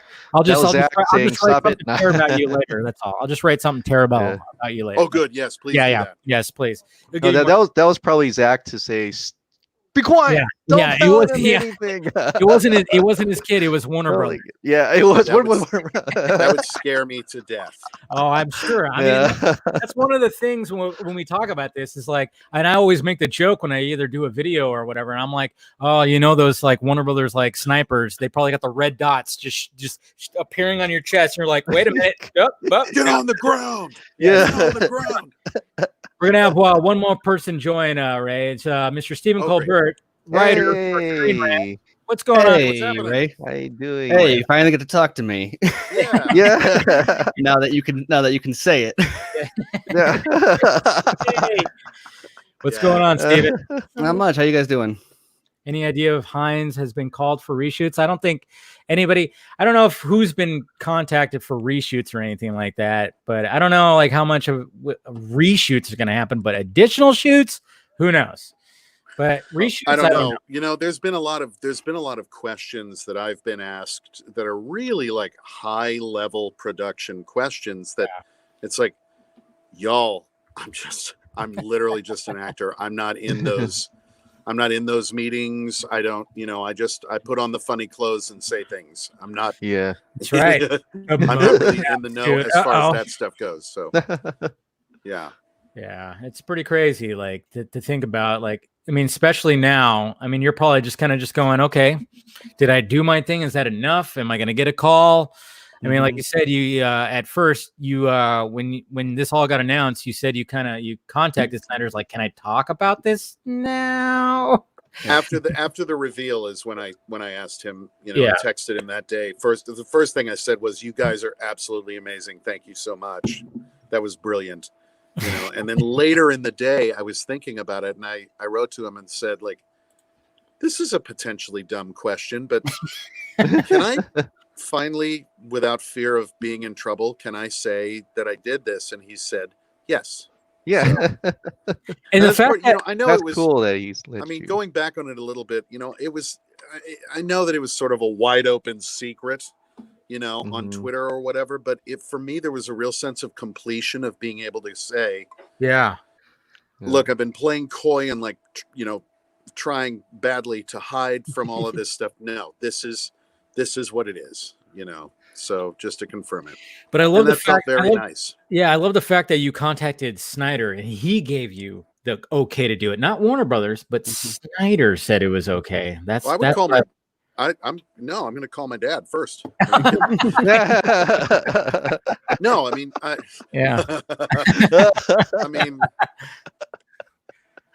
I would really, really hope that Warner Brothers wouldn't be like, hey, Well, Warner Brothers can say all they want. Now it's all about Warner Media and AT&T. It seems like they're the ones that are really. I mean, the support that they are pushing now. I mean, AT&T, whoever's handling that Twitter handle, is just just responding. They're doing a great job. They're doing a great job. Isn't that crazy? After the last 2.5 years, I can't wrap my head around every single account owned by AT&T is like, Snyder Cut. Even Looney Tunes, Looney Tunes is replying. Yeah, like after exactly. The hashtag being in their comments so much, they're like, oh, we owe it. Come up. Yeah. When AT&T posted the Dark Side GIF. Yeah. I was like, You know what? Whoever does their social media was just like, okay, so we announced this now, so we can give it back to them, right? Like whoever does the social media deserves a pay raise for sure. They're like, we owe these fans a few hashtags. A little bit. Yay, interns now. Seriously, I mean, my God, I mean, just the. I mean, they're still going at it too. I mean, they're just responding to fans, saying how excited they are, and so cool. They posted a Dark Side, GIF, and it's just like that had to be real for you. Yes. Yeah. I mean, honestly, in light of everything that's been going on, isn't it sort of shocking and wonderful to see major corporations being cool? Yeah. Yes. You know what I mean? Yeah. What happened? Engaging with fans. Yeah. It's such a grand gesture, like the volume of it all. Because I know we always knew it was, always, since a month or two after release, believed that it was possible and likely to come. Initially, I was like, I don't know. But then once we started kind of digging it apart and being like, wait, he shot a full movie. Like there's a movie and a lot of post-production done. This could happen. Yeah. But even then it was like, okay, well, maybe it'll be a historical artifact, partially completed, or maybe it'll be or maybe it'll be finished, but they're just going to release it as for your entertainment. Maybe the last hour will be live action with Muppets, exactly. or maybe they'd put the money behind Pictures. But our big thing was always the movement needed to convince them that the value was there, because it's this could be done, but they need to know that the value is significant enough to put the money out. And as we know now, they're putting money out. And that was the big thing that we realized after the November 17th event, based on the volume up from the fans, but also stuff we were hearing from behind the scenes leading up to that. We realized, oh, wow, this could happen. Mm-hmm. And in an even bigger way than we thought it was. We still didn't even think that it would be like this, with AT&T rolling out the red carpet for it. Like his name and the logo is bigger than the words Justice League. Seriously, Snyder is twice as big as the word Justice League. That's If I can just sort of throw my 50 cent theory, not 50 cent, actually 50 cents is what it's actually worth. But my theory about that has a lot to do with, I've been watching the movement for quite some time, obviously, and participating where I can. From Apocalypse, you've been watching. From Apocalypse, Yeah, and on your throne. participating, you know, when I can, and sharing, wanting, you know, Zach's film to come out and all of that. The thing that I can say clearly across the board is that from the moment I became aware of the release of the Snyder Cut movement, there was never anybody being rude. There was never anybody being hostile. There weren't a bunch of strident, loud, annoying people holding signs outside Warner Brothers. And, you know, there was really very little negativity. I mean, people were like, we're disappointed in the film. But that wasn't what it was about. There was all the side things, the money raised for suicide prevention. Yes. It was an incredibly positive movement all the way across the board. I mean, really, what to me makes it unprecedented is how kindness seemed to be important above everything else. So with that in mind, since that's sort of the overwhelming vibe of what the campaign was, of course, AT&T would be rolling out the red carpet, as it were. You know, of course, it's going to have a positive response from the people that everybody was trying to hear them. You know, so Warner Brothers, AT&T, all of that. I think they're responding positively because the movement itself was so positive. Just my theory. But Yeah. where I've seen other things kind of falter, it's like, we're mad. Here's a petition. Yeah, you suck. That was never. There's so many petitions out there that come out for everything. There's petitions that come out for everything, but what's unique about the Snyder Cut fandom and the movement is the fact that, you know, this is more than just a movie coming out. This is about artistic integrity. First off, you know, absolutely. We want to get I mean, how many times does this happen where a studio gets involved in a director's vision and just kind of like scrambles it all up and everything like that? I mean, obviously, when it comes to this particular situation, it's pretty different. But when it came to this, it was also about the AFSP, you know, raising money for it. I mean, even on my stream here, we've done donation shows where it's like everybody who's donating, that's going straight to AFSP. You know what we're doing right now.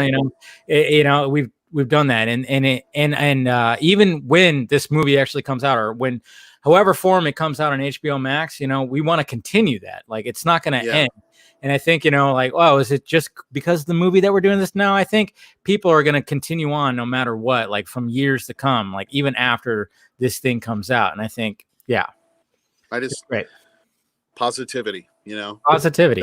That's the thing that sets this whole long journey apart from so many other journeys. And honestly, I mean, I don't really know my Hollywood history that well, but this seems largely unprecedented. We're witnessing history of Hollywood.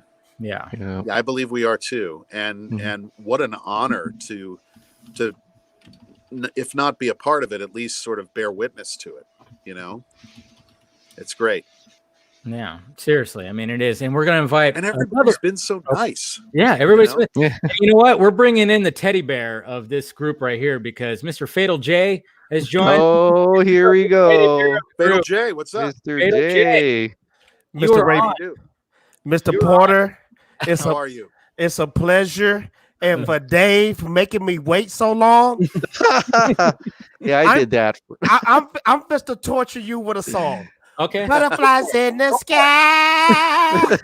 I can fly twice as high. Take a look. It's in a book. It's reading rainbow. I can fly most anywhere. Take a look. It's in a book. It's reading rainbow. I love it. My God. Rainbow. I love it. I don't know. Boom. Fatal J. I don't know if you can see the background, but as you were singing that, I'm looking at Gal Gadot as Wonder Woman, like over your shoulder, kind of looking at you like, oh yeah, dude, yeah. what are you doing? Giving you that look like, really, you're singing like now? really singing right now. Right there in the middle, right between Steven and I love that. No, man, it's a pleasure being here, man. I've been in the stream just listening to all the awesome questions and answers, man. I'm enjoying myself. Well, it's a Good. pleasure to meet you. Good. Do you have Pleasure any? to meet you too. Yeah. Do you have anything to ask, Mr. Porter? I mean, yeah, reasonable. Yeah, this I think this is pretty reasonable, Yeah. sir. How did you become so awesome? It's like it's like awesome is coming out of your pores. You know? It's shea butter and coconut oil, man. It's what I moisturize.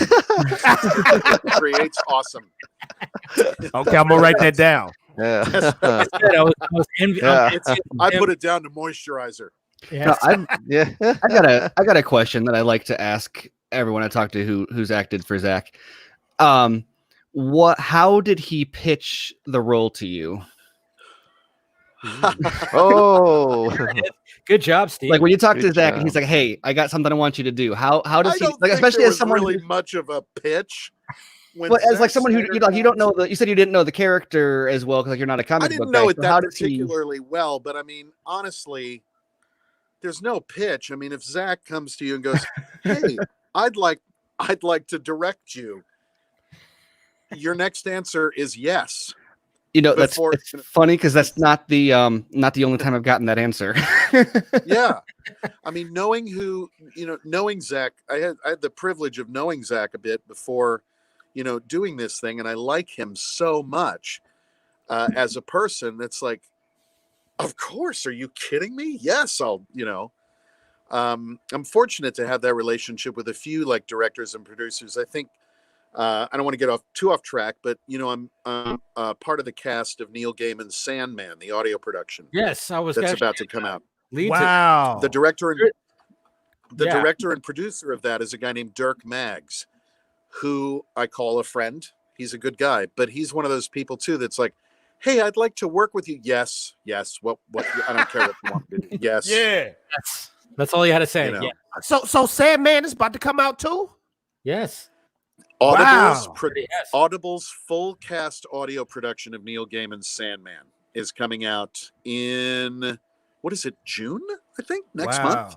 There you go. And it's like star-studded too. The voice cast for that was amazing. I saw they made like a trailer for it, and the names were all popping up. I didn't know you were in it yet, and your name popped up, and I was like, oh, which. It was like it listed everybody else, and I was like, "Oh wow, that looks cool." And then it said Ray Porter, and I went, "Oh, there's Ray Porter." So thought you were talking earlier about like being a name, and so I thought you'd appreciate that. I appreciate that's all the other names, and then you're the one that I reacted to. So. Yeah, I know. Thank you, everybody in the fandom was like, "Oh yeah, Andy's and that guy. Oh, Ray Porter. Ray Porter. Good. That's what we like to hear. Yeah, it's really good. That's super cool. But Fatal J, since you just Mr. J, you just joined the group right now. I mean, how has this week been for you, sir? I've never did cocaine. Okay. It's a very good way to start. You start every sentence with that. Perfect way to start the response. I never did cocaine, but I got to go to the grocery store. So. But this feeling here is similar to a cocaine overdose. I mean, I'm still coming down the high. Like sometimes I think to myself, is this real? Yeah. I have to check myself sometimes. Yep. Isn't it marvelous? It really is. Mm-hmm. I mean, specifically, great? The journey that we've taken with all this. I mean, especially when we were at, the Snyder event last year. I mean, that's where I first met Chris for the first time. I missed that. Yeah, I know. And hopefully there's going to be another event where we can actually watch Zack Snyder's Justice League all together. Because I mean, Chris, remember the energy in the theater when we were watching? Yeah. Yes. But I think I would like to say, please don't clap at every single name. Yeah. I think even Zach says, okay. Yeah, when the opening credits were happening, clapping for every name that showed up. You guys realize the beginning of BVS is two people are dying. Can we stop clapping? In slow motion. Can we not make this feel like a high school graduation right now? Yes, exactly. It was kind of like, okay, guys, but at the same time, when certain events happen, like in the movie, when like big events were happening, and everybody just stands up and cheers, like it's the first time watching it. I can't wait for something like that to happen with. Oh man! Hopefully I would love that. You're gonna be there and witness all that and absorb. How fun to actually all be together in a theater too. Yes. To see it. That would be marvelous. I love the idea that it's being streamed, and I don't care whether it's one big movie or a mini series. I mean, honestly, at this point, I'd be happy if he did a slideshow against a barn. I would we can still project it on the barn. Well, how many people thought when Zach said, "Well, let me show you right now," that he was gonna show us a clip or a trailer of the movie? I thought it was a clip. I thought it was. Oh yeah. But that picture was whole. Yeah, when he was talking about, well, I got something. I can't show you the movie, but I got something. I was like, oh my god, is he gonna show the trailer? Like, I thought he was gonna show a trailer. When you go back and watch that, he puts his head down and his glasses were on top, and you actually see the picture before he turns it up. After we were watching it many times, like, I totally missed that. Well, and with Zach, then the question always becomes, was that intentional? And once you ask that question, the answer is always yes. Yes. Yeah, because we know it's Snyder, and it's like every time that he does something, you almost gotta, if he takes a picture or something, you have to look at hey, you see that little faint shadow in the corner? What is that? What is that? He's trying to tell you something right there. I have so much appreciation for people who love to surprise others. Yes. You know, I really do. Without getting too philosophical, if you can, as an adult, make another adult feel like they're 7 years old at their birthday and they're opening that present they never thought they'd get. How magical and wonderful is that? How incredible. And think about this, Mr. Porter. Think about this. You had different races all come together. You had different religions all come together. Everybody was one entity when Zach announced that Snyder Cut. That was a beautiful thing, man. Yes. And also, you know, I spoke about this a little bit earlier, Mr. J, but how badly did we need some purely joyful news in this time? And that's really what it was, just pure joy. You know, I saw people crying and I saw people cheering, and I hadn't felt that happy in so long. You know, I mentioned it, I think, later, where it was that literally at the end of the day, it was that feeling like you'd been at a beach party all day long, and that good kind of tired where you're like, man, I had a really good day. Yeah. You know, and it was really just to see the delight in others and to see the surprise with everybody was so great. We got one more to join. Somebody who has a voice almost as good as yours, Ray, but Mr. Scott. I bring my own dark side. I bring my own dark side. BYOD. Cool. Look at that dark side. Look at that dark side he had right That's there. what I'm talking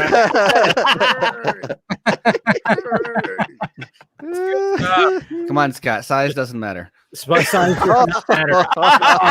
Why do you gotta one up? Well, Ray is bigger than both those figures. No, trust me, I understand that. I get it. Not according to Reddit.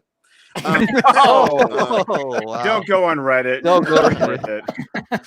What's up, Scott? How you doing? I'm just so excited because your mic's not on, I don't think. Huh? I can hear him.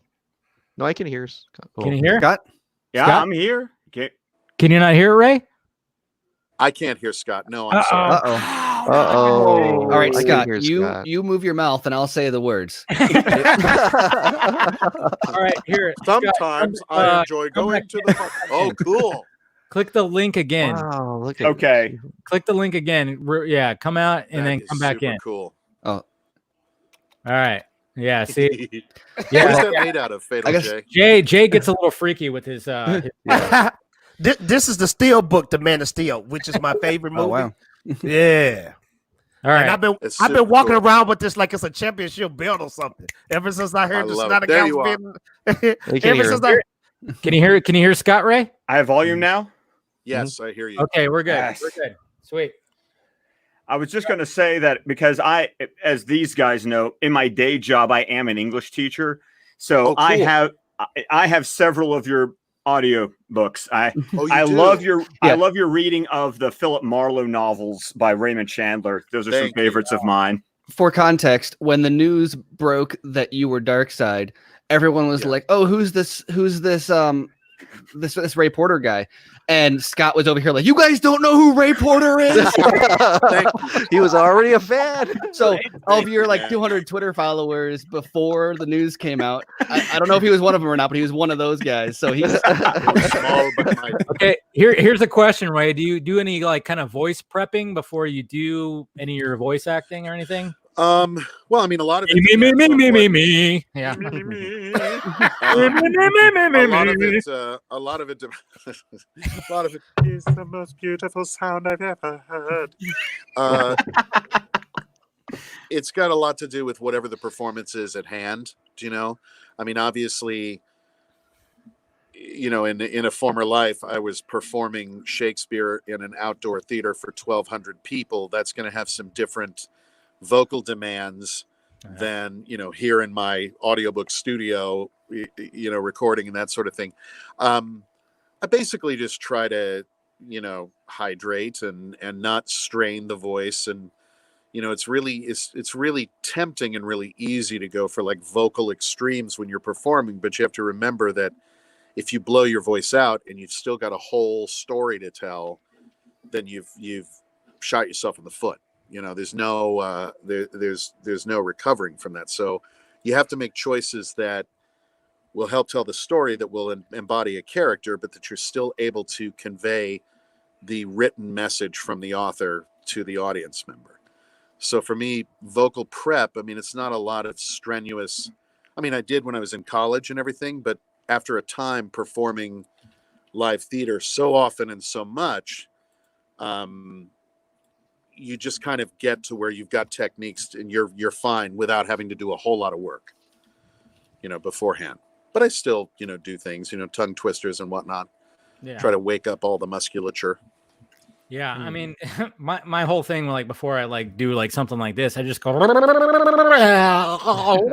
that. That's just simply what I do, and you know, I'm sure I think that's a good thing to do. You should also do that anytime you're in an Uber. Yes, with no explanation. Yes, just go and yeah, you might drop me off in a place that I don't want to be dropped off at. There is that. Yeah, so I do worry about that. But hey, Scott, English, Scott. Sir, yeah. You teach English? I do. I'm a middle school English teacher in middle school. Oh, dude. There you go. See, this is why I brought him on. I have mad respect for you. Yes. That is a tough room. I've tried. They used to do this thing of like Shakespeare in the schools, you know, and they would send us out. Middle school. That's a tough room, man. 10 years, 6th grade, and this was my first year teaching 8th grade. So I'm used to 11 and 13-year-olds. To keep kids that age engaged in any meaningful way, man, you got my respect. It's tough. Thank you. Yeah. But I'm also a recovering stage actor. I also have that wonderful, useless bachelor's degree in theater as well. Good. I get it too. So I did have a question about that because you talked about the Oregon Shakespeare Festival, and that's I get it. Of your roles that you've played, I'm just kind of curious, going into maybe something like Dark Side, is there a role from Shakespeare that you felt was analogous, at least in anything that you've played before? That's a very good question. I didn't necessarily, I mean, I didn't look at it really linearly, like, you know, oh, he's like Iago, or oh, he's like Prospero, or anything like that. But you know, performing Shakespeare is a pretty big ask of an audience. Never mind the fact that there are maybe words and phraseology that's a little different to our modern ears, you know, that you've got to get past that. Just the story oftentimes is a huge ask. It's like, I mean, Shakespeare himself says it in both Henry V with, you know, Oh, for a Muse of Fire, where basically that whole first speech is, hey, we're going to try to do the wars between England and France in this crappy theater, and we hope you'll believe us. That's all he's saying. You know, in Winter's Tale, it is required you do awake your faith. It's like, okay, look, we're going to ask a lot of you right now. You have to believe that this person over here is a magical king living all alone on an island with his daughter, and he's capable of casting spells, and his name is Prospero. Ready? Go. Or Midsummer Night's Dream, or any of those things. Yeah. It's okay. Time to sit down and believe this. That asks a lot. A character like Darkseid, which is, large and otherworldly and all of that, you're not going to be playing him like you're doing, The Odd Couple or something. It's just, it doesn't work. There's a certain heightened sense to what's going on. And so it had to be rooted in truth. It had to be grounded in real. You're playing a real scene. And I, more than anybody else, had to absolutely believe that, or else the audience, I don't think, is going to believe it. Do you know? I'm not going to play that role like just some schmo. Neither am I going to gild the lily and be indulgent and, oh my lord, or anything like that. Yeah. I will get you, Superman, with my anti-life equation. No. I've got red eyes. Speaking of that, Manuel Martinez right here said, like, how did you find Darkseid's voice? I mean, if you can answer that. Under a bus seat between London and Hemel Hempstead. I like it. Yeah. That's where you found it. Did you look? I'm sorry, he's had his voice. Oh.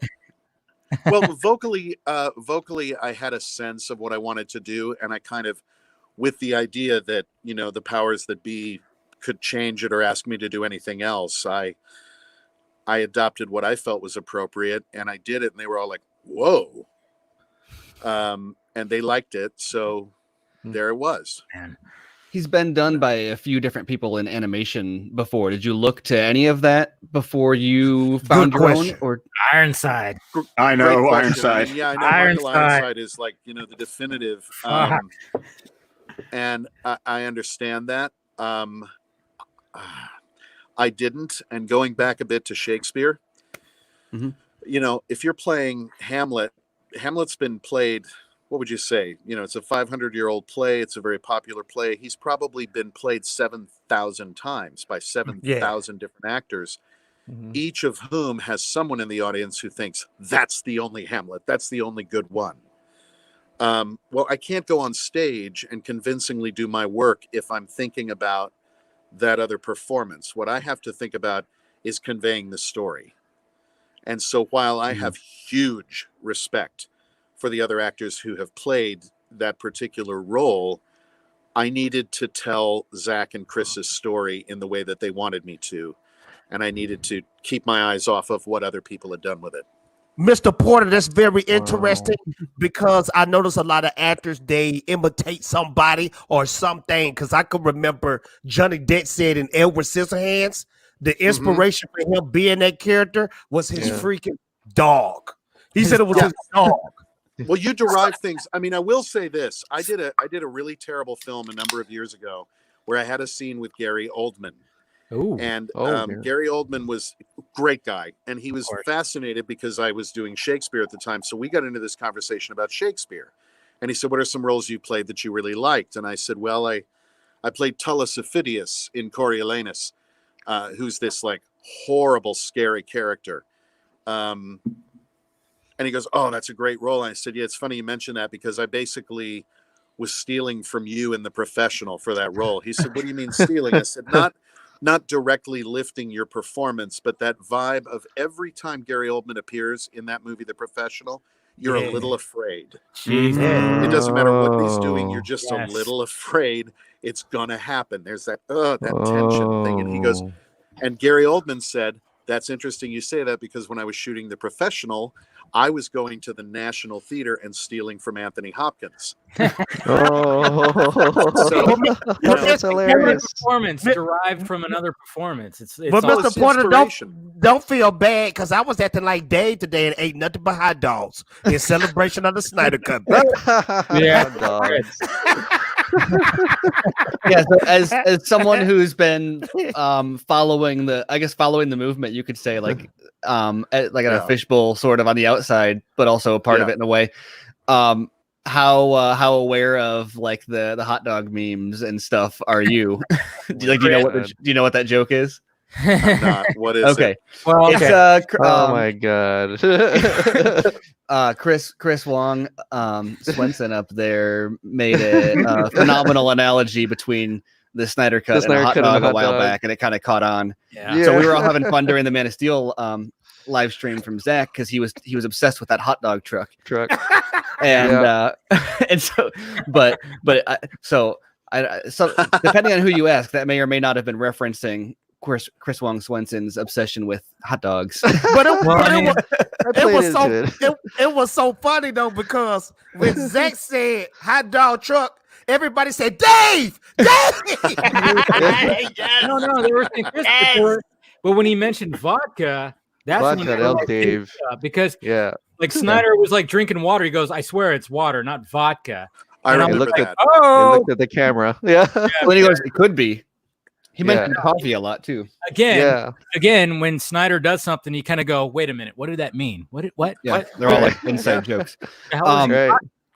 I'm gonna ask. I actually, so I have a second one. So sorry to do two in a row, but just because you were talking so much about Shakespeare, and you were kind of raving about Chris Terrio, and you compared the two. I was really curious. You said that you like to sign up for scripts because of the story, but with a character like Darkseid, obviously dialogue is a big part. So like when you're raving about Terrio, what's in your mind that you're raving specifically about there? I'm not just talking about Darkseid. I was able to read that whole script. Mm-hmm. Okay, so I got a lot more questions. The way but the way what I would say is that just Cliff Notes. Chris Terrio is a fantastic writer. He writes like people talk, and yet in a way that, he just tells brilliant stories. And I really, really, really like his writing a lot. And, I got to say some of his words. I'm very happy about that, Yeah. Mm-hmm. So can't go into detail about, really anything, but we can't wait to hear them. But what I will say is my analogy, as far as I'm not comparing Chris Terrio to Shakespeare. I'm not, anything like that. There is a similarity in that I'm very fond of writers, and I encounter it in books too, where it's almost effortless to perform the roles. It's almost effortless to do the words, because it's just the text is so rich and is so full and is so there and so connected that really, if you just open your mouth and you're saying the words, you're in good shape. The writing holds you up. It sustains you. Neil Gaiman is another author like that. Yeah. You're just like, God, why am I having so much fun? And why does this feel so effortless? Oh, that's right. It's damn good writing. Yeah. Wow. Yeah. That's what gets me so excited, because Chris Terrio with BVS, there's so many, like I was telling Dave earlier, there's so many quotable lines in that thing. It's memorable lines and fantastic dialogue. And I can only imagine how Darkseid's talking right now. And it may even to a lot of us sound Shakespearean. Mr. Porter, it'll be heightened, I think, certainly, but I don't know if it'll sound Shakespearean necessarily, but considering where he's from and who he is, he's not gonna, he's obviously not going to talk like, customer service at Target. Yeah. Well, it depends on where the target is. That's true. What neighborhood? Yeah. Anyways, what were you gonna say, Jay? I just want to tell Mr. Porter, I want to salute him, because I know you knew the whole time about the Snyder Cut. I know you knew. And if it was somebody like me that knew, the whole world would have known by now. So I respect your patience, sir. Yeah. How long did, not the Snyder Cut specifically, but the Darkseid news? Obviously you couldn't say anything like after the movie came out and people were like, you knew that you weren't in there, but how long did you keep the secret overall? Like when did you get cast? I was cast, and it was midway, a little better than midway, almost to the end of principal photography in England, when I was told I would be playing that role. So that would have been 2016. Okay. Mm-hmm. Wow. So like almost like 4 years about that you. Wow. Obviously it's been out, but until you couldn't say the words "I am Darkseid" for 4 years. No. No, Hey, and Wow. it's been a real roller coaster. You know, I mean, I am cast in this role and very excited about doing it, and it was amazing, you know, doing it, and then to have it go the way that it did, and then I like keeping quiet about it, and then somebody told on me somewhere, and so Mhm. I kind of had to answer that without specifically answering it and kind of sitting on my Yeah. hands and that sort of thing. It's been a journey. Well, like I you say, mean- you put that faint, omega symbol on your, I know I was being very, very naughty. I love Ray, that. Very Ray, naughty. did you? The word we like to use is coy, and we love Coy. it. Yeah. That's what every headline says is like, Coy, like I'm in a pond in someone's front garden. Exactly. Ray, when did you know that you weren't in the theatrical cut? Can you say that? Like, I can't tell you an exact date, but I knew, you know, when I had my questions when I found out that Mr. Whedon was going to be coming in to do some reshoots and some different things on it, and I wasn't sure. And then it was confirmed to me that that was the case, you know. And it's just, I mean, it's Hollywood. You're just sort of like, okay, all right. oh, it's heartbreaking. Okay, you know, I mean, Yeah. it sucks, but It's part of it's the also part of the not deal. First time, It's part of it's the not deal. the first time something like that has happened to me in But the this town. So, But the fact that you're going to be part of, I guess you could say, history, with like I'm very proud to be happening. so. Yeah, I mean, Proud to be so. just think about the day that you were like, "Damn, I'm not going to be in this movie now," and now Yeah. here we are, like 4 years No, later. it's a very different and much happier sort of situation. Exactly. Yeah. 'Cause that never happens in Hollywood, man. It doesn't. Sometimes it doesn't. No. Most of the time, it doesn't. No, it's unprecedented. For me, though, truly, the biggest gift in this whole thing has been watching the fans on Twitter and in various forums, and even I went down and visited Comic-Con, and interacted with some folks down there, and my sense of humility and gratitude to everybody who's been so passionate for so long about getting this movie released is immense. I'd hug everybody, but we can't really do that right now. We'll do a I'm virtual hug. Yeah, big virtual hug. But I'm so grateful to have been welcomed, I guess, by so many people. Because I mean, I've definitely read some of the other kind of reactions, but this has been so overwhelmingly kind. I'm so grateful to have gotten to know this group in the way that I have these last few years. It's a great thing. Well, we're overwhelmingly happy to have you. I mean, we love bringing in people. I mean, it's one big DC freaking family, and we're glad to have anyone in it. Yeah. Exactly. Mr. Everett's had a question for you. The dream role, voiceover job. Yeah. Ooh. I mean, I know that's put you on the spot there, Ray. I'm sorry, but okay. That's just Dream role. Always wanted to play Iago in Othello. Never have. Really would love to do that. That's like totally Scott's just like he just freaking out right now. I'm sorry. When it comes to villains in Shakespeare, it's either Iago or Richard III. And but like, okay, so you'll know who I'm talking about when I also say like Leontes in Winter's Tale. I think is a brilliant role. That's a dream of mine. I got to play that. Yeah, I get it.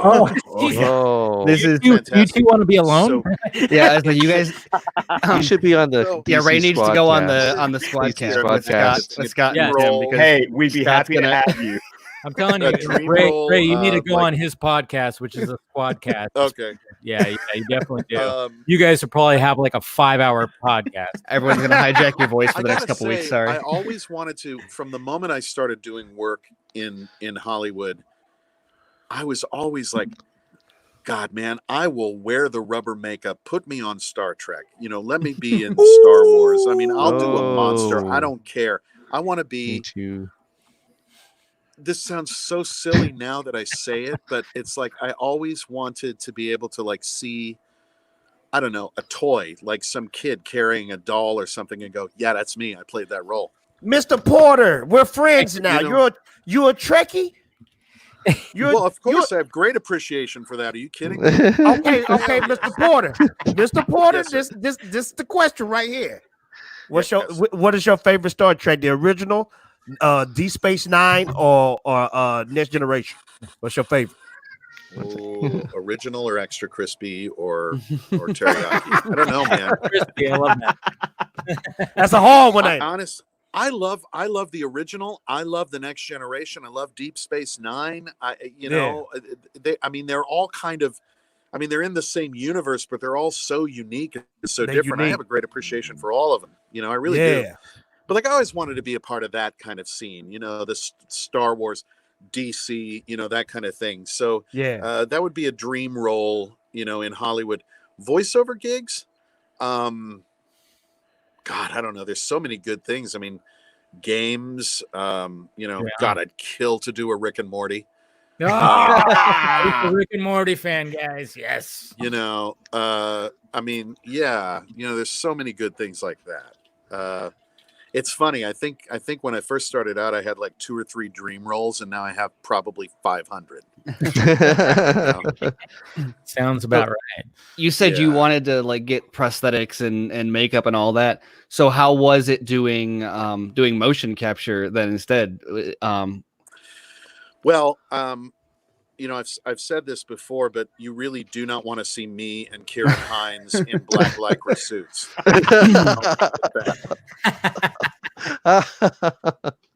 I said to him one day, we look like the least qualified ninjas in the dojo.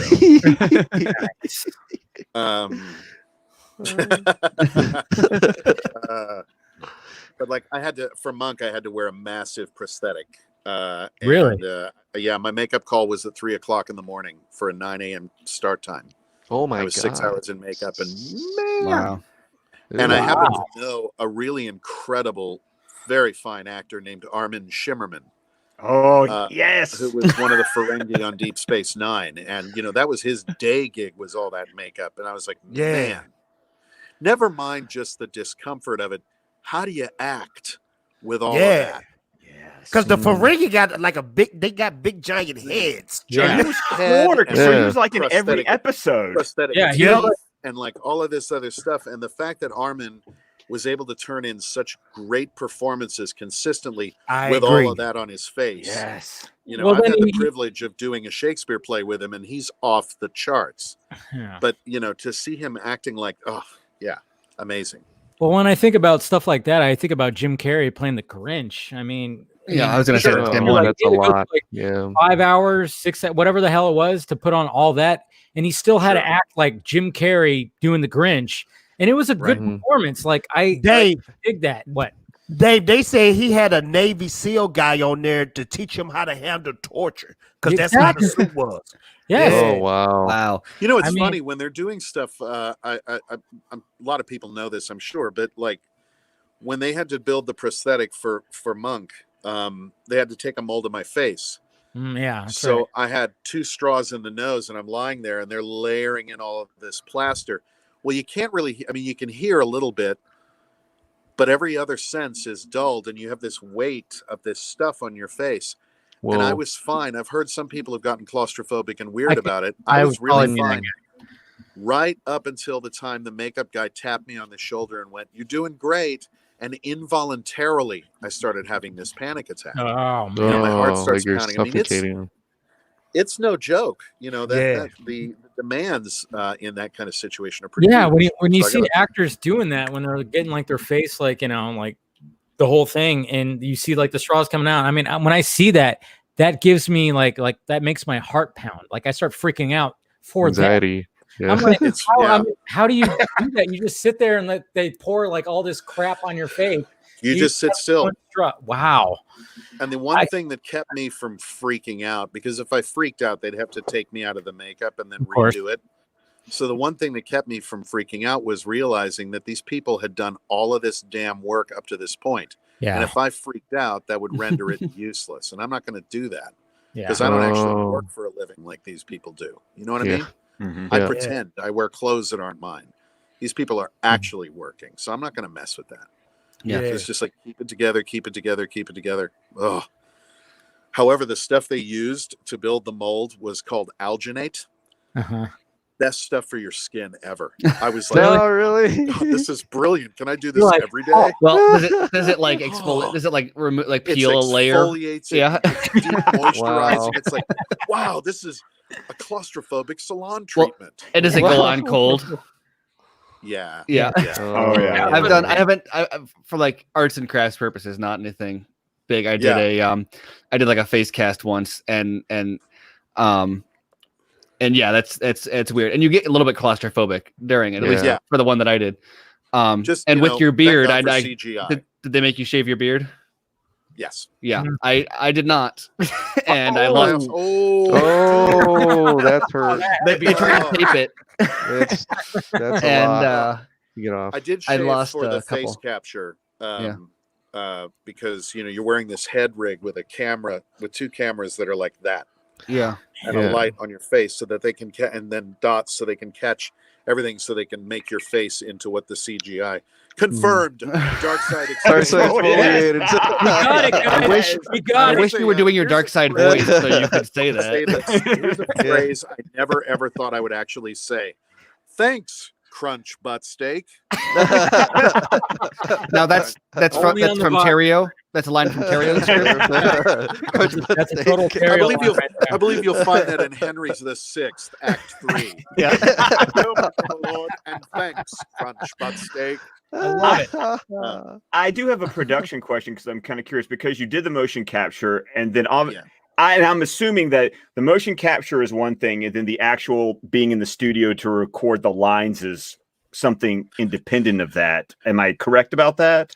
Yeah, I mean, it kind of overlaps a little bit. I mean, there's mocap for a lot of the moves that are going to be CGI'd in, that kind of thing. Then there's recording in the studio, doing things like that. And then there's, acting the scene with the aforementioned headgear to capture your face to CGI it in. So there's just you layers doing upon a lot layers. of iterations. Yeah, you do a lot of iterations of what it is, essentially. Oh, wow. Yeah. Mr. Porter. Yes, sir. I just want to tell you it's been an honor and a pleasure. I'm about to go to sleep, but one thing I'm going to do when I go to sleep, I'm going to Rainbow. That too. I'm going to curl up. I'm going to curl up into the fetus position, and I'm going to be smiling, and I'm gonna go to sleep in my own juices because I met an incredible person. Okay. Well, it's an absolute pleasure to meet you, Fatal J. I hope you sleep well, man. But you don't have to take his word for it. Yeah. Dave, thanks for having me, man. No problem, man. I'll see y'all next time. Always. I love you, Fatal. I love you, Jay. Love you, bro. All right, dude. Take it easy. He's so awesome. In my own juices. Yeah, I know. When he said that, I was like, okay. Yeah. You might have get a how little much therapy I'm going to need to get that image out of my mind. Well, you should have heard what he said when if the Snyder Cut was going to be announced. Did he no, don't do a lot of dirty stuff? We don't need to go there. We don't need to go there. I'll take the hint. Just watch it. Yeah. Super cool. Very nice to meet him. Yeah. There's like you said, Ray. I mean, there's so many people on this community. I mean, right here, even like these guys right here, we've always been huge supporters, and we've always been like trying to fight for all this. And I mean, it when you think about, wow, it's been 2.5 years since Justice League came out, and now we're at the point where like, wow, we're gonna get the actual vision, and with everything that happened, I mean, it almost like a blink of an eye, because I mean, Ray, I don't know if you watched the beginning of this, but I mean, I posted a little video where I said Zack Snyder's Justice League. That's not Zack Snyder's. I kept saying Zack Snyder's Justice League because somebody on one of the live shows that I did earlier this week was like, "You coined Zack Snyder's Justice League," and I was like, "What?" And I went back and I looked, and I'm like, "Oh yeah, I did say that." Like 2 days after Justice League came out, and I'm like, "What the hell?" I mean, I don't even remember that. Like, and then here we are, like going, okay, it went from release of Snyder Cut to now Zack Snyder's Justice League, and it's like, it's just pretty surreal almost. This week has been, and it's fantastic. It's pretty great, and I'm sure everybody here just, we just can't. I I can't wait to see when we get to see you as Darkseid. Yeah. I'm sure you're gonna be getting calls left and right, man. You are I gonna hope be so. a pop, like you're a celebrity star. Everybody's like, I need Ray hope so. Porter as my character. I need Ray Porter now. Yes, please. I would love that. Yeah. I would love that. But mostly, I'm looking forward to That. Yeah. having one Yes. of these. Yeah. And being like, Yes. oh, hi. Oh, Do you have any yeah. photo ID? Why, yes, I do. Yes.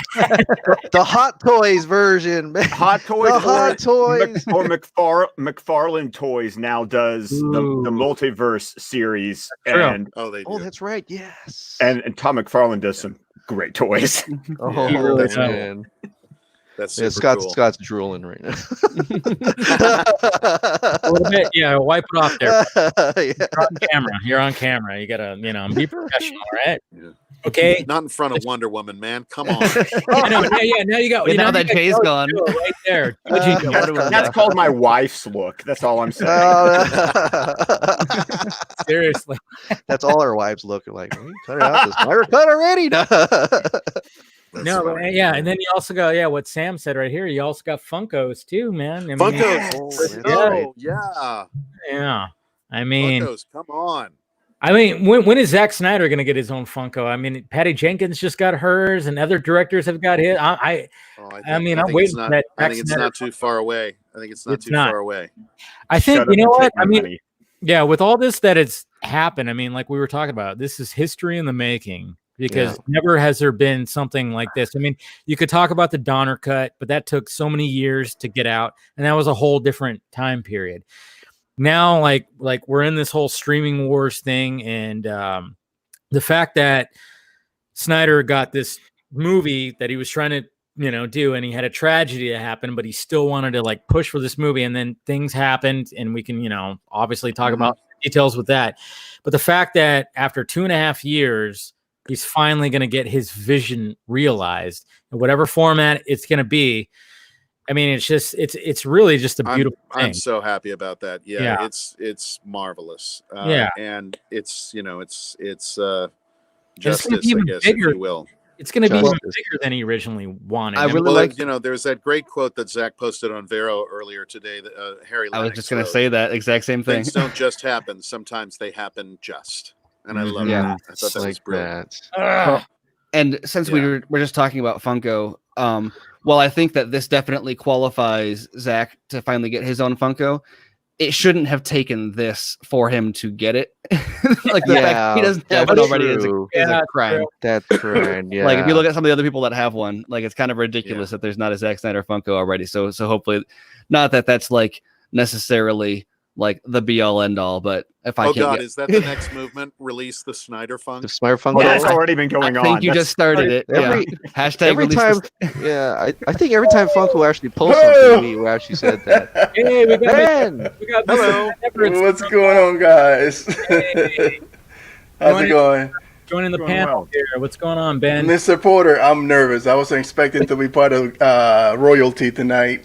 How are you, sir? I'm doing great, sir. It's a pleasure to meet you and being in your presence. Thank you so much. Oh, very kind. Oh, my goodness. You okay there, Ben? You all right? Yeah, I'm good. It's 2:00 in the morning here. I'm trying to make a lot of noise because. oh my god. You got some little ones. sleeping Yes, out. I do, and but I already Well, kind let's of. not wake anybody up. Yeah. Yeah, Yeah, it's okay. I sort of Ray Porter's on. It's okay. exactly. I sort of laid the grounds out that I was gonna be doing something late into the night Okay. today. You warn everybody if you hear loud shrieks coming from down the hall. No worries. No worries. Exactly. That's what How sound old? machines are for. I'm sorry. How I just said old? that's what sound machines are for. How old are they? Ray Porter asked how old. Your kid? Oh, she's gonna be 6 months next week. Oh, That's right. You got Yeah. a fresh one. You got a fresh one. Yes, I do. Yeah. I started all Is this over your it. first? Is this your first baby? Oh no, I'm a pro at it. This is my this is my third one. I have a 22, 23, 13, and a 6-year-old. 6-month Oh, old. my God. He is. That's a huge difference, For actually. Yeah, it is a huge gap. I've just Yeah. got the one, Oh. and that's plenty. That's Oh. Oh. Oh I had- yes. Scott's getting another one. Yeah, we only have I know two.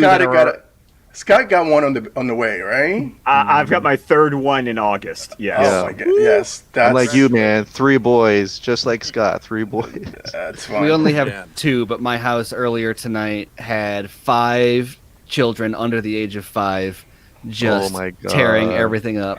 Well, that's relaxing. Yeah. You locked your door. I hope so. No, I was out in the back taking care. The sprinklers were on, and there was a campfire, and we were eating hot dogs. Oh, that's why the hot dogs are. Oh, okay. That's nice. Yeah. That's great. Very cool. I had a question because yes, sir. I put a question on the on Super Chat, but I had a follow up, and it was about that dream role. Was there ever a role that you wish that you had landed? Because I know every actors go through that, where they, oh man, I wish that I would have gotten that role. Is there one that you? Yeah, there's several. There's a ton of parts I would have loved to have, It's funny. I oftentimes now will think in terms of like productions that I would have liked to have been in or been a part of. Almost more guys, so than I'm still here. Yep. Also, almost more so than part of individual roles, kind of thing. Guys, I'm still here. Yep. Also, you have the echo going on. Yeah, you have an extra tab open. Yeah. Dave dropped off and then he rejoined, but he had a second audio going, and so we were on a loop. Are we good now? He's muted himself. Yeah. So, Mr. Porter, I think you can, if you. Yes. Yeah. I'm sorry. Sorry, I apologize. No, it's cool. Let's maintain a sense of professionalism here, I Dave. felt like a baseball announcer just for a minute. The echo. Sorry. Making us look like rookies. Cool. My computer's crapped out again, so luckily I have the laptop as backup. So sorry, guys. All right. No, I'm still here. I'm good. Sorry. So you were saying? No, there's always there's probably a long list of roles that I really wish that I had the chance to play, or things like that. I mean, I've gotten very down to the wire on several parts that it went the other way, and that always kind of sucks. But it's a part of the deal. You sign up to be an actor. That's just a part of the deal. There's certainly projects that I would love to have been in some way. Large or small, and they tend to run towards like what I mentioned before, Star Trek, Star Wars, the Matrix movies, that really cool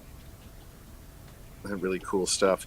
But yeah, there's a lot of things that I would love to do. You go for it. If it doesn't happen, you move on. Okay. Has anybody asked any questions about Dark Side? Because I have one. No, nobody has. No one has. Okay. I'll see if I can answer it. I will say I don't want to go into too much detail because we're so close to actually getting to see it now. I don't want to give any away. Well, I'm not. What's your question? Well, my question is, what is the difference from the initial Dark Side that you were supposed to play and the on the initial Justice League to the one that we're gonna see next year? I don't know. I don't know if there's much difference. I really don't know. Script wise, you don't know? No, I don't know at this point. But it's still early days, so I don't know. I expect I'll hear if there's going to be much difference. But I don't really know at this point. Okay. I do have a question, sort of not exactly related to that, but Darkseid related. Yeah. So you were cast as Darkseid, and you did all the performance and everything, and then nothing in the marketing. Obviously, you weren't in the movie. And then after Justice League came out, then marketing for Avengers: Infinity War started, and Thanos was all over the place. And Thanos is inspired by Darkseid in the comics. Yeah. How did that feel? Was that? Did you have any thoughts about that, or how did that feel to watch that? Were you salty? Come on, you can let us know. I could have done it better. Brolin. Give me that gauntlet. Shut up. It won't go beyond this room here. You could tell us. Oh, actually, speaking of which, yes, I do have a good follow-up, so, but I want to hear this first. I admire Josh Brolin a lot as an actor. Everything I've seen him in has been absolutely incredible, and I think he was great in it. You know, it was like, yeah, that's kind of a drag that, you know, there's a big bad in the Avengers movie and there isn't, you know, the same like level of big bad, I guess. I mean, you could kind of say Steppenwolf, maybe not. I don't know. But yeah, I mean, I didn't dance around the room. I'll say that. You know, I mean, I wasn't broken up by it. I wasn't angered by it or anything like that. I just, you know. I was a music theater manager in college. Did my senior research comparing the music of Zimmer, and I missed it. Oh, yeah, I know. Zimmer and Williams using Zimmer and, will Junkee XL or Zimmer be returning? Also, shout out to the comic culture. Yeah, I'm not sure. Junkee XL, I can answer that. Yeah, Junkee XL is doing the score. Yeah. Yes. But my follow up to that last one then is I think you actually answered this on Twitter when it was going around, but it was trending a while back. Is the Darkseid versus Thanos question? And I know you're biased on that. I'm going to assume. Sure. I would like to hear an explanation for your answer, though. Do you have about Darkseid versus Thanos? First of all, Mr. Brolin could totally take me in a fight. All right. Well, sure, but you're in mocap, and we're talking Zack Snyder and the Russos get hundreds of millions in production value. If you're talking about me versus Brolin, he absolutely wins, hands down. Right. Thanos versus Darkseid, you know how I'm going to vote. The right way. Frankly, The only way. We're all going going to to think Darkseid's cooler. Yeah, Darkseid's cooler. What's without his, the gauntlet, what's his Thanos finishing Gauntlet, yeah, 6 stones and all. What's his finishing move against Thanos? I don't know, maybe a passive-aggressive critique of There we go. So he's gonna go the anti-life. Anti-life He's equation on gonna him. take over with the anti-life equation is his objective then. Yes. Yes. There we go. Yes. Forget violence. Do it the real way. Destroy their soul. Absolutely. Make him question his personhood. Yeah. I mean, you could Omega beam somebody or just go, oh, really? You're going to go with that as a choice? Oh, interesting. Yeah. Okay. Yeah. Well, there is no Infinity Stone for the anti-life equation. So. Yeah. By the way, as a sidebar, I bet nobody here has seen this. This was a short movie that came out a number of years ago with Bob Balaban called Tex the Passive-Aggressive Gunslinger. If you've got a few minutes, look it up. It's hysterical. Tex the Passive-Aggressive Gunslinger. It's very funny. Nice. Anyway, that was just a sidebar. It's on Vimeo. What we're on sidebars about short films. The Accountant, 9 minutes. the one without Ben Affleck, is amazing. Mm-hmm. It's on YouTube. Cool. not the Ben Affleck movie. The Accountant. It's like a 20-minute short film. It's awesome. Cool. Totally unrelated to everything, but since we're doing sidebars with fun short film, check that out. Why not? Why not? Sidebars on the Vodka stream. Yeah. Of course. That's what it's all about. And I apologize, guys. I'm trying to boot up my normal computer right Sounds now. like the title of an Americana album. Yeah. Sidebars on the Vodka stream. With Darkseid. Yeah. I'm gonna that's gonna be the name of my new Mr. Darkseid.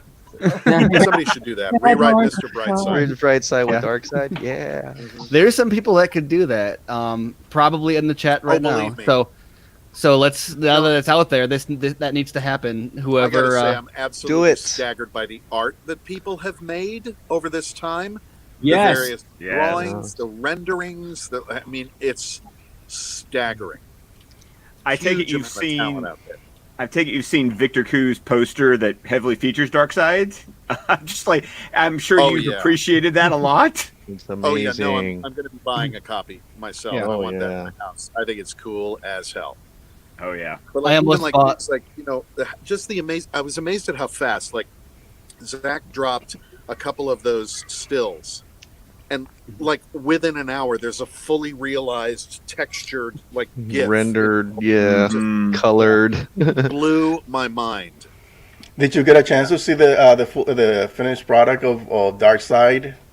If No. there was such a thing. I haven't seen it. No, They showed you Wow. like did they show you like concept art or I got to see some of that, and I got to see storyboards, obviously, but Mhm. but no, I obviously the CGI stuff and all of that happened, a little bit later anyway. But Yeah. no, I didn't get to see it. So That's that was the actually- first time you saw it when Zach dropped it. You're like, "That's me." It's like, oh, so that's a really funny story. I don't know if Yeah. Dave I don't know I may or may not have saved that to my phone and shown it to friends. I don't know if Dave There's a mentioned lot of this. artwork that people have made and posted up on Twitter that's on my phone that I show to friends. I don't know. Well, I guess he's gone now. So, he's back. what I don't know if Dave Oh. mentioned earlier when Hey. before I joined, but I know the story that when it broke that you were cast. Yeah. What was a big deal that you had to worry about how to react to? If you go back a year or so, was it that long? Like a year or so before that, there was a storyboard with Darkseid that dropped. Sure. And Oh, yeah, that's right. backstory on that was Dave that I helped, but Don't- Dave Oh, yeah, Leaked. this guy. that We will leaked, let- Yeah. we'll let you have your Are moment. we gonna Hold of break that. it right here, Steven? Are we Um, gonna break it right here? yeah. But I'm curious, since it was not out yet at the time, who played Yeah. Darkseid? That was kind of the reveal to a lot of people that like Darkseid was in the movie. Yeah. So what was that like then? That it was out there that Darkseid was in the movie, but the news wouldn't come then for like another year that you were Darkseid. I mean, it was weird knowing that I had done the thing and not saying anything about it. It was very odd. I read a lot of speculation on who would be playing the role in various blogs and that sort of thing. And Yeah. that was always mildly chastening. It was funny. I mean, it was like, it was like having this secret for a long time. Yeah. Uh, Because I think even the assumption early on when we got that storyboard was, yeah. well, maybe they didn't have any dialogue and it was just like a silent cameo in that one scene. But then over Right. time we learned that When we see that storyboard, we just see him sitting on his throne, and we're like, "Is that it? Is that all that's there?" But then eventually Yeah. we're like Snyder goes, "Oh wait, he's part of the history lesson. It's not even Darkseid; it's Yuxas. What the hell?" Like that's where we all started freaking out. And I'm like, wait, there's way more to this than we thought there was. Oh, Right. actually, did you? I think there's been some debate on that. Do you have? Can you settle the how is it pronounced? The Yuxas? Yeah. Oh yes, or yes, Uxas, or please. I've been I'm just saying it mispronouncing as so people we are much. need to know how me. to say it, not just spell it. God, I don't want to come down on one side or the other on that. I don't want to piss anybody off. Well, here let's say this. How does Zach say it? Yeah, there you go. How does Zach say it? That's a good You'll one. have That's a to good- ask Zach. Yeah, we're gonna have to add Zach. Oh, God. Well, know, when he because- joins, we'll ask him. Because at first You'll I have was to like, ask Uxas. Zach. It's Uxas, right? Uxas, and then I people think- were like, no, I've it's heard it said. I've heard it Oops. said that way. Yeah, I've heard it Uxas. said before. By Yes, who? definitely. But All right. was it I gotta Dave? ask- Who, My I think he job. heard Look, Dave say Look, it. all the presidents, man. You're gonna have to wait and ask Zach. Okay? We're not going to get Sorry. like the parking deck, no deep No, throat I've here. heard. No, I've heard Uxas. I've heard Yuxas. I don't know. I'll wait for Zach to weigh in on it. Or how Yeah. about this? Do you know if we will find out in a year's time? I don't know if you'll find out in a year's time. I'm Because- sorry, I don't have more answers to stuff. No. guys. That's no, fine. no. This is all part of the fun. Because we know that because in the history. Oh, this is fun. Oh, Because in the flashback, Meanwhile, Zach, Ray is like sweating right now, Steven. Answer me all you know. Jeez, I feel like fucking already Shaq turned on on the the foul line fan. right now. sorry, no, it's my job to ask the questions, not answer them. So, Can you tell who's the writer? Can you tell who's the blogger on this channel? Who's doing the touch-ups? Ray, can you tell? Yeah. Jesus.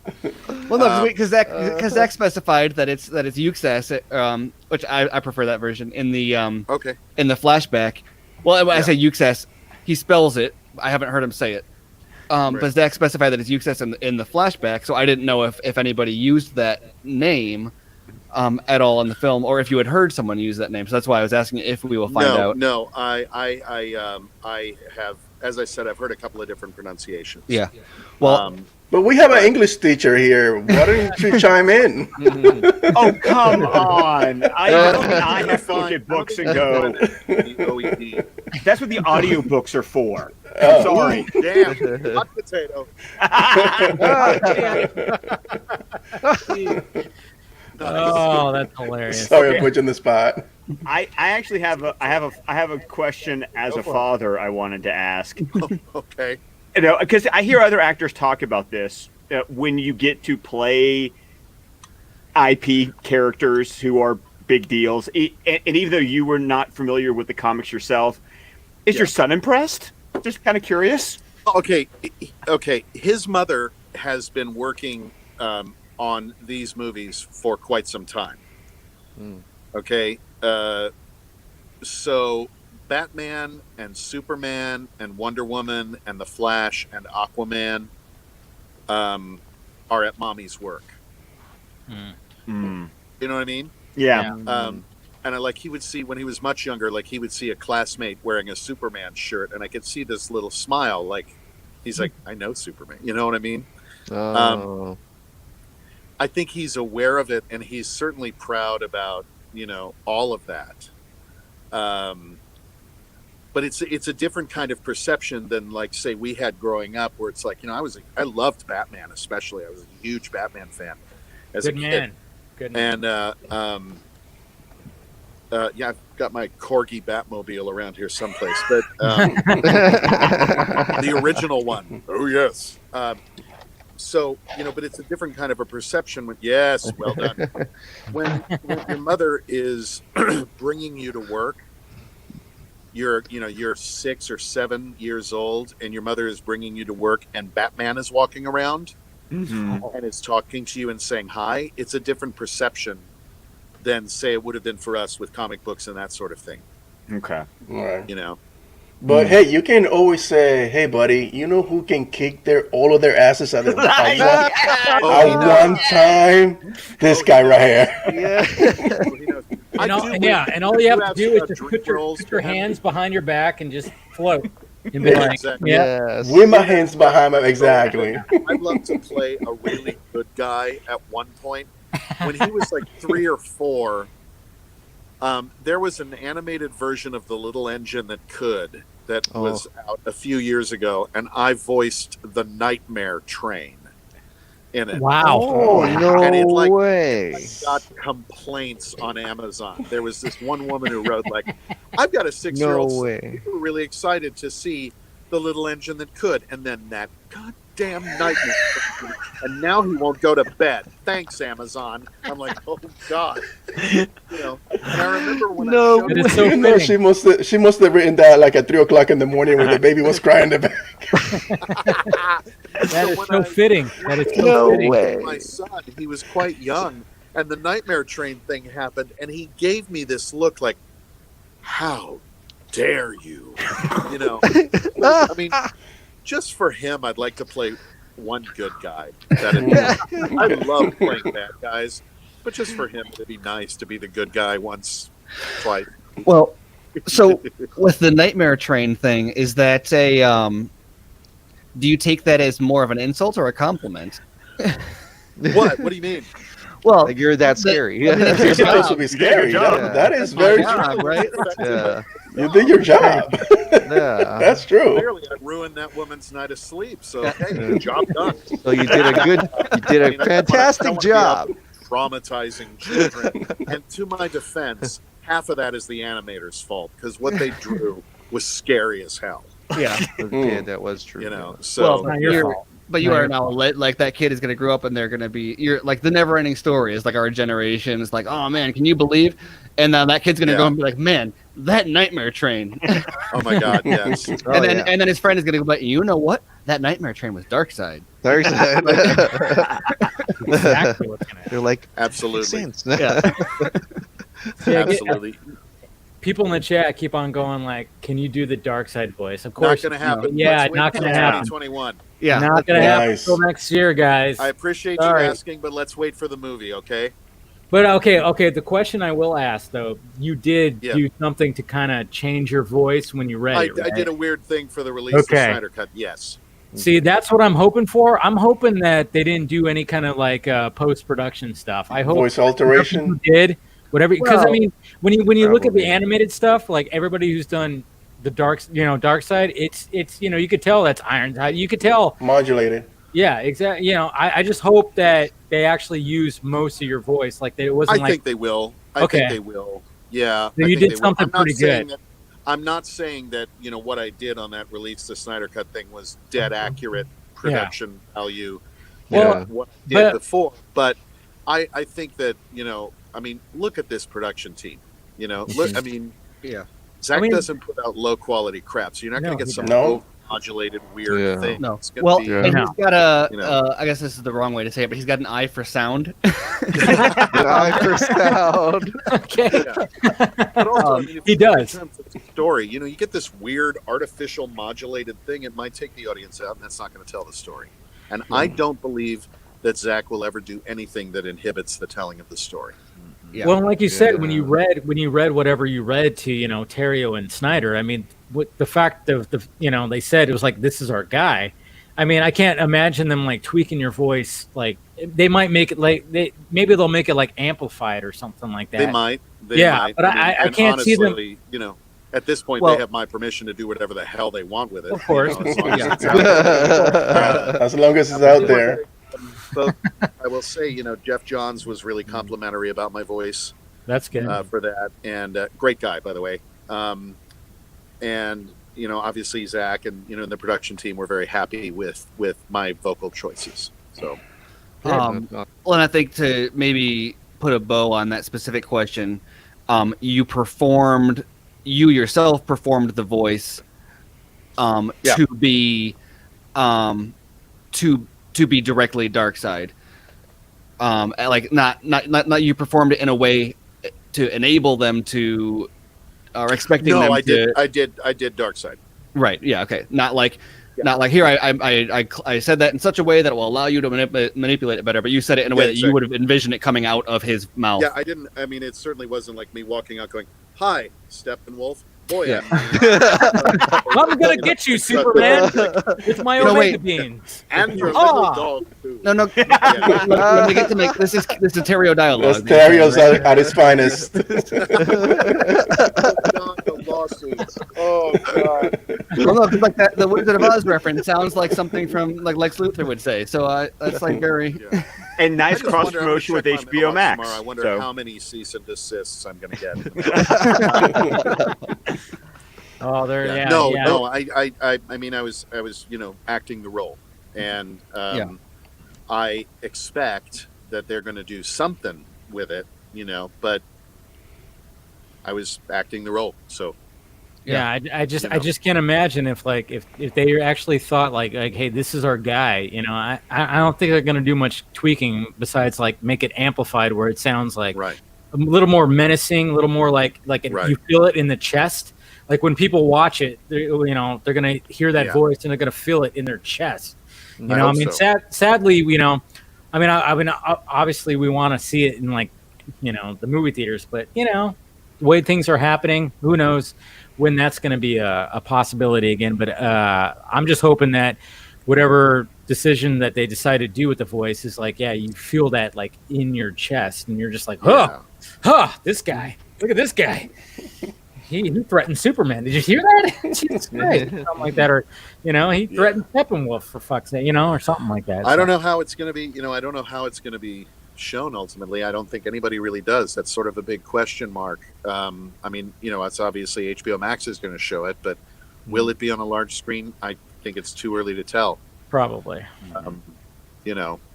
I mean, the only other alternative is just get a really honking sound system and a bed sheet and a projector and go for it. But as I said before, after the roller coaster ride of the last 4 years, if Zach decided he wanted to just show his storyboards taped to a wall somewhere, I'd be down with that. I think we all would. The story's getting told, Well, knowing the way he storyboards his movies, I've always said he's got that in his office. I've seen a picture of in his office. He's got all the leather bound books with the storyboards. Yes. I just want someone to leave me with those for a couple hours. I will say this. I've been in some pretty cool offices in my time. I've never been in a cooler office than Zack Snyder's. There it is. Now, you talking about his the warehouse on the WB lot, or his new office in his new building? No, the warehouse on the WB lot is where I spent some even time that was in cool. his office. Yeah. Holy God. Well, that used to be an airplane hangar or something like that, didn't it? Wow. Well, I mean, you wanted to shoot a movie in there. It was the cool, and literally everywhere you look is mind-blowing coolness. Whether it's that's the prop from the, oh my God, I mean, he's got your Gatling gun for that Rorschach head. Yeah. So you might be able to settle a debate then. Does he have a statue of Darkseid? I don't know at this point. You mean a Darkseid? He's got a statue of he's got a bunch of statues of Justice League characters that we've seen in images, but we haven't seen a statue of Darkseid. There's been a little bit of speculation as to I don't know whether or not. Okay, but you haven't seen it I've not seen one. No. Okay. No. I think he. Do you think he in a locked safe somewhere? I know. Do you think he has one, guys? He might. Well, if he does, that's the size of the other ones. You should ask him because the other ones are scale, But I would think like this. I imagine they're like production models. If they're to scale, the statue would have to be enormous over the scale of the others, right?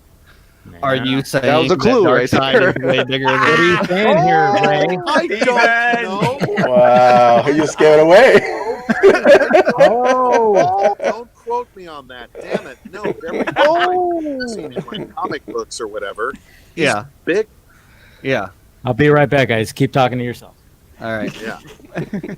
I'm not saying anything about Zack Snyder's production. You're just talking about in general. Okay. Darkseid, as I have seen him, that's true. not in Zack Snyder's Justice League, is larger. That is so cool.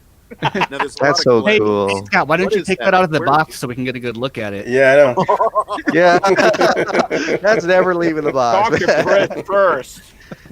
Can I see the artwork on the side of the box? Oh, absolutely. Who makes this? This is direct from DC. That's cool. Yeah, this is based on Jim Lee's art from that first New 52 run. Yeah. Darkseid has a lot of different looks, doesn't he? Yes, he does. Yes, he does. Which one is your favorite? The one that you can't see yet. Good answer. Steven, so good at you. Sorry, you're getting good at this really fast. It's very light on your feet. I got my tennis racket down. I'm just like, no. All right. Oh man, that's funny. This is kind of funny that it's like Daddy left the room. Yeah. I know. Always back. Yeah. I wash my hands, I swear. Anyways, what are you guys talking about? As much as I hate to say it, I am going to have to go soon. It's getting quite late. Oh yes. No. We've been doing this. We've been doing this live stream for 2 hours and 42 minutes. It says right now. So I think we can actually. I think we could actually wrap this up right now. I mean, everybody wants you to shoot your Omega beams out, and everything right now, Ray. But I mean, I get it. But no. I think I left him in the car. Did you? Damn it! That's what happens, guys. They're around here someplace. It's like the remote. Where's the? There's a remote. Where's my Omega beams? Come on, where's my Omega beams? But anyways, no, this has been great. Ray, thank you for showing up on the stream. I would love to have you again. I mean, like I said, this is always just laid back. We're all just chilling, just having some drinks and whatever. And I mean, for sure, I would love to have you on again sometime this year, and we'll talk some more about stuff. But for sure, after this whole thing gets released, we definitely want to talk to you again. We'll do a big victory dance. Absolutely. Yes. It's going to be like a big party next year. It really is. Absolutely. I mean, this has been a crazy journey, and it's been a crazy week. And I know everybody in the live chatter is just like, we're all jazzed about it. Everybody loves you. I mean, the fact, like you said, like you went from just like, oh, you're just some voice actor, and all of a sudden you just have this huge fan base that is like, hey, this is our guy. This is our guy. Just I've said it before, and I cannot say it enough. I am daily beyond humbled and grateful to everyone for this. And I can't really put into words the positive effect that it has had on me in some fairly rough times, to be able to interact with people and read what people are commenting on. And the overwhelming thing that I see in this fandom is an absolutely formidable kindness. And I hope that never goes away. I've been the recipient of it, and I will forever be grateful. There you go, guys. For Dark Side. For Dark Side. For Dark Side. For Dark Side, guys. Cheers, guys. Cheers, guys. It's been a great stream. I mean, for a great week. I mean, hey, Zack Snyder's Justice League is coming out. Like I said, the fans won. And we're gonna see all the greatness that movie that has to offer, and we're gonna see Ray Porter in action, doing this thing as Darkseid, and it's going to be something pretty memorable. So cheers, guys. Cheers, everybody. Oh, yeah. Cheers. Cheers. Yes. Thank you. Get that fucking hot dog. Get that fucking hot dog. Like Chris Long said. Jeez. See you guys. All right, guys. Have a good All right. night. Take it easy. All right. Okay, take it bye. easy, Ray. Appreciate it. All right, guys. Well, there you go. There was Ray Porter. What do you guys think? Awesome. That was awesome. Yeah. He is such a nice. I love it when you can just go. He's such a nice guy. Yeah. He's such a humble individual. He's just like another dude in the bar, hanging out, having a couple of drinks. He's really laid back. I really appreciated how quickly he adapted to the questions as we went. To your question. Your question, dude. You were drilling him. I got a little bit of practice, but yeah, he went very quickly from into like, oh, this is the press response answer, and it was impressive. He's gonna get a lot of that over the next year. So I'm just preparing him, and I think he's there now. So. Like by the time if they do a press tour for this, I expect a thank you note. So you were doing him a favor, Dan. Yeah. Well, I gotta imagine he must be getting a lot of emails and calls after he put that tweet out, right? Oh, I imagine. I mean, imagine, It was. I have to admit, though, I just love going back to what Ben was saying. Just the sort of everyday nice guy, blue collar quality of even the tweet of like, "Hi, my name is Ray. I'm Darkseid." No, you guys need to see if you can get him on the Squadcast though, because you need. You definitely do. Absolutely, definitely. For 3 more hours. Yeah, Scott. It sounds like you and him. I mean, every time he mentioned anything Shakespearean, you were like, "Oh God." Oh my. You were guys could go on and on books. Oh my God, I'm sorry. Shakespeare is okay, but can we get back to Darkseid? I know. Like everybody else is like, dude, talk about fucking comic book shit, but over here, Scott's like, dude, he just mentioned guys. Mention Othello. Oh my God.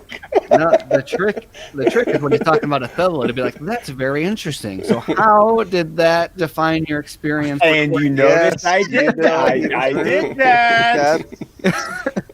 The question when it comes to asking actors at cons and stuff is talk about the smaller things that they think no one's going to ask them about, and then you work your way through the back door. I mean, come on. There you go. Whoa, damn. Scott was working his way in the back door. Yeah, exactly. Yeah. Like, whoa. What? Whatever. Hey, who has that soundbite? Who has that soundbite? I know. It's summer, people. It's summer. Christ. I mean, of course, we had to make that joke. Come on. I mean, I went to came out of my mouth. I was just like, yeah. Yes. You know, The you messed celebrity is gone. I'd apologize. Like it was my job, right? Like it's a requirement. So like, I mean, as soon as you said that, you had to know that we were gonna. It was coming. Yeah, you were gonna know. I mean, geez, even people in the chat are like, "Back door, yes." Look at this, back door. there we go. Back to- I mean, my God, you set my yourself up God. for that. I mean, like I said, I am no good. owning it. You're owning it. That's Dave- right, Scott. You own. You've lost like 100 live watchers since Ray dropped. I know, right? Yeah, You're like, we're done. no, that was running Yeah. pretty good for a bit. You know, that was Yeah. running pretty good for a bit. So, I mean, No, that's awesome. I mean, he was on Lightcast right before this, right? yeah, So I didn't know until he said it. Yeah. Yeah. Or So until that's- Chris said it. Yeah. That's yeah, so that's I mean, I guess he's been like keeping it all in for a few years now, so I can understand him being like wanting to get him out. But that's really super generous. Everyone should be thankful that he's putting that much time into. Absolutely. Because he was on Nerd Queens too. He was Today? on Nerd- Yeah, Wow, I he don't know if it was was. today, Oh, but he wow. was on. He was on Nerd. Dude, man, he's Queens. been So- making the rounds. Wow, Like, he's doing the rounds, yeah. He was on I'm Film actually, Exiles. I'm trying to get one of the I think- nerd queens in I think here it's right something. now for the last little bit that we have. She said she wanted to come in, but we had 6 people, so we couldn't. But I sent her a link. Who knows? Well, didn't she say? Is that you talking about Nana? Yeah. She said she was going to be in here, but Oh, What, What is- what, Send her the what link time now. zone is she in? I have no idea. Yeah, it must be in She's the morning. She's Nana's in not- the UK. She It's already in Yeah, the morning, Nana- right? So, yeah, Yeah. she's I ahead. sent, I sent her a link right now, just if she wanted to join this last little bit. But We can only have 6 on the stream. I don't know. Yeah, it's Yeah. only six, yeah, so, you're going Yeah. 6. Yeah. No, we should have gotten more people on to ask him questions at the same time. right? Should I jump him? Jump. Yeah. Keep him here. Such a nice. This is so generous of him. I can't get over how awesome that is for him to jump into the fray Well- like that so willingly. Well, think about it. I mean, like before, he was just like a voice actor, occasionally, a character actor on like various TV shows and stuff like that. And the fact that he just like, he even said it himself, like when we were just like doing a one-on-one, he said, one day he had like 300 300 followers. Now, look at how many he has now. He has like almost 10,000 followers. Mm-hmm. yeah, Damn. He That's has like awesome. 9,000 something. that's gonna go up even more Damn. too. Is the crazy thing. Oh, yeah. Yeah, Wait, there's gonna be because- more. Now crazy that it thing- gets outside of just our circle, I mean, Right, well, it's been known in our circle, and now it's getting out there to even those people who haven't been like Yeah. In the know. in the Yeah. know. I think Yeah. that's the Yeah. crazy thing. Hey! I think that's the Hey. crazy thing that a lot of people don't necessarily appreciate because if you're in this like environment, you're so inundated with, Ray Porter's dark side, like every Justice League Snyder cut leak like the back of your hand. There are people that like for the first time are finding out there's another version, Yeah. and I know that seems crazy to a lot of people, but legitimately there's people who are, because I watch like what people are googling.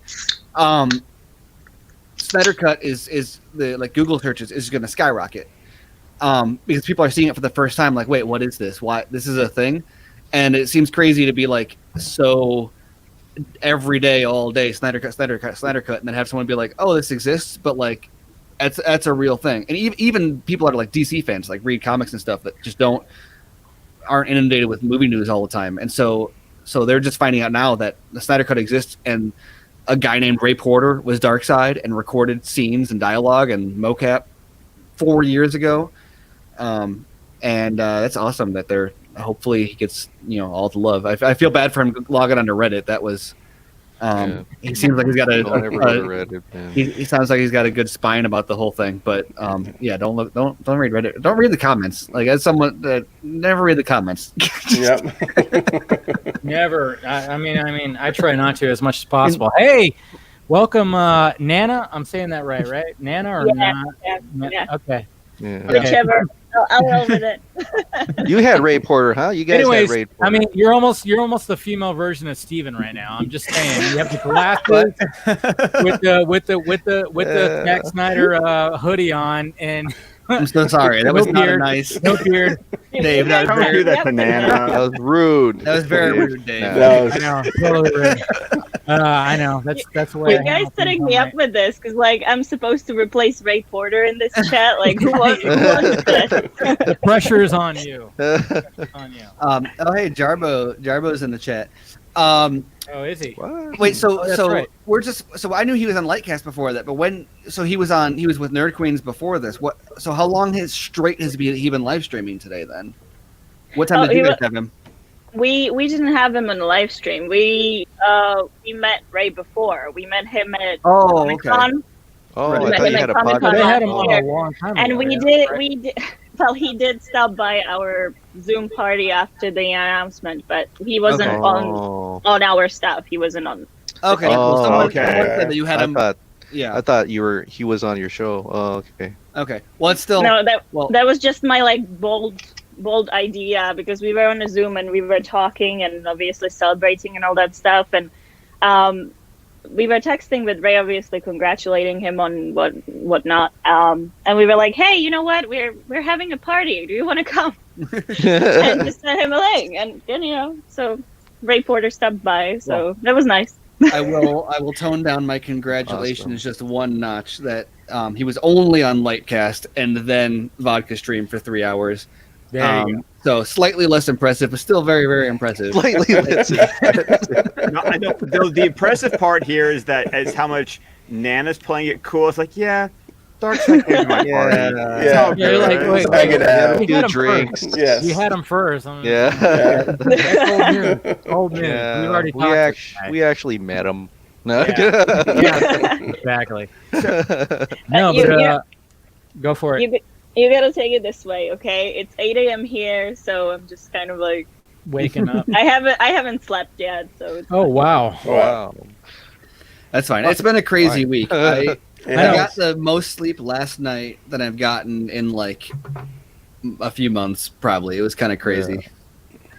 I gotta share that when after the announcement that day, I came to bed early, and the kid was sleeping, and then my wife looked at me and was like, "Aren't you gonna do a video?" And I'm just like, "Nope, not tonight." Didn't you hear? We did it. Video. No more videos. I was just like, I'm done. More videos. We got this Snyder Cut. I thought you were gonna close the channel. I want a hot dog and nothing else today. And then I woke up and all hell broke loose. So like, what is going on now? Like, just Yeah. I mean, I don't know how about you guys, but my notifications haven't stopped since. No, you don't even know. Like, no. God, since Monday, actually. I've It's never been seen on this so since much. Monday, and it hasn't stopped. Yes. Well, You might Tim be and I have correct been on that a talking little bit. about how this is like 2016 levels. It's been. I have almost gotten misty about how happy the timeline is Yes. right now, and the most we have been like we and the big we and the little we have been doing to just feed that happiness has just it's made the past couple of days so. I mean, guys, we won 2020. That's all I got to say. Yeah. Fantastic. You did. You say 2016 levels, and I don't not to disagree with that, but just to kind of reframe, I feel like I'm teleported back to 2016. It almost feels like that. Yeah, in it a lot does. of ways. It does. And in good ways. And I was trying to explain it to my wife because she's obviously been like patiently observant of this entire process. Snyder Cut Widow. Yeah. No, her. No, I mean, I can relate. no, I can relate. that's Snyder Cut Widows is the thing. And she loves Zach and Debbie. She's like whatever you can do to get them for a barbecue sometime. I'm like, okay, sure. But she I was trying to explain to her just kind of the feeling of what it's like to be here, and it very much feels like walking out of BVS and like Superman is dead, but he has yet to rise. And there's such a like hopeful feeling there where I didn't fully realize how like obviously Justice League was a downer, but didn't fully realize just how like Superman was back, but he wasn't. That was not right. Something wasn't right. And but so you didn't have that feeling of like, don't worry, he'll be back. It was like he's back, but it's not. I kind of wish he wasn't. And now finally we have permission to be like, no. He still has yet to rise. Like he's going to. The dirt floated, and now we wait for one more year, and then it happens. You're right. It feels like we got teleported back to 2016 because when they announced it, I remember something that Ray Porter was talking about. It was that big announcement of VBS where with the black screen, it showed the Superman chest piece, and then you see the bat signal just like light up behind it. Yeah, it was the exact same feeling, and it was like a whole world of emotions because I was working and I was stream live at the same time, and then when I saw Henry, I was like, oh my God, it's gonna happen. This is gonna happen, and I mean, I already gotten some stuff behind the scenes, but I was like, nothing is 100%. And so when they finally announced it, I honestly got emotional, and like I was trying to like hold it back, and my wife was like sitting over there like looking at me like with my face all happy, but I was like, let me keep myself in check. And then I just switched over to Chris, which I was telling him about, and I saw Chris getting emotional. I was like, shit. I was like, wiping up my tears, like, damn. Yeah, Chris, your reaction was great. I mean, I was floored. I was just, I was like, I turned away and cried a bit. I was looking at Shaker, and I saw his face, and I yelled out to my wife who didn't hear me. I was like, sorry, I just yelled at my wife. Then,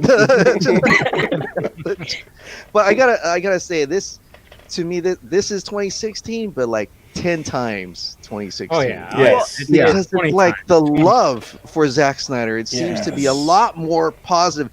Back then, I was still defending my ass off. To hate. Here's the difference. In 2016, there was a feeling that you had to.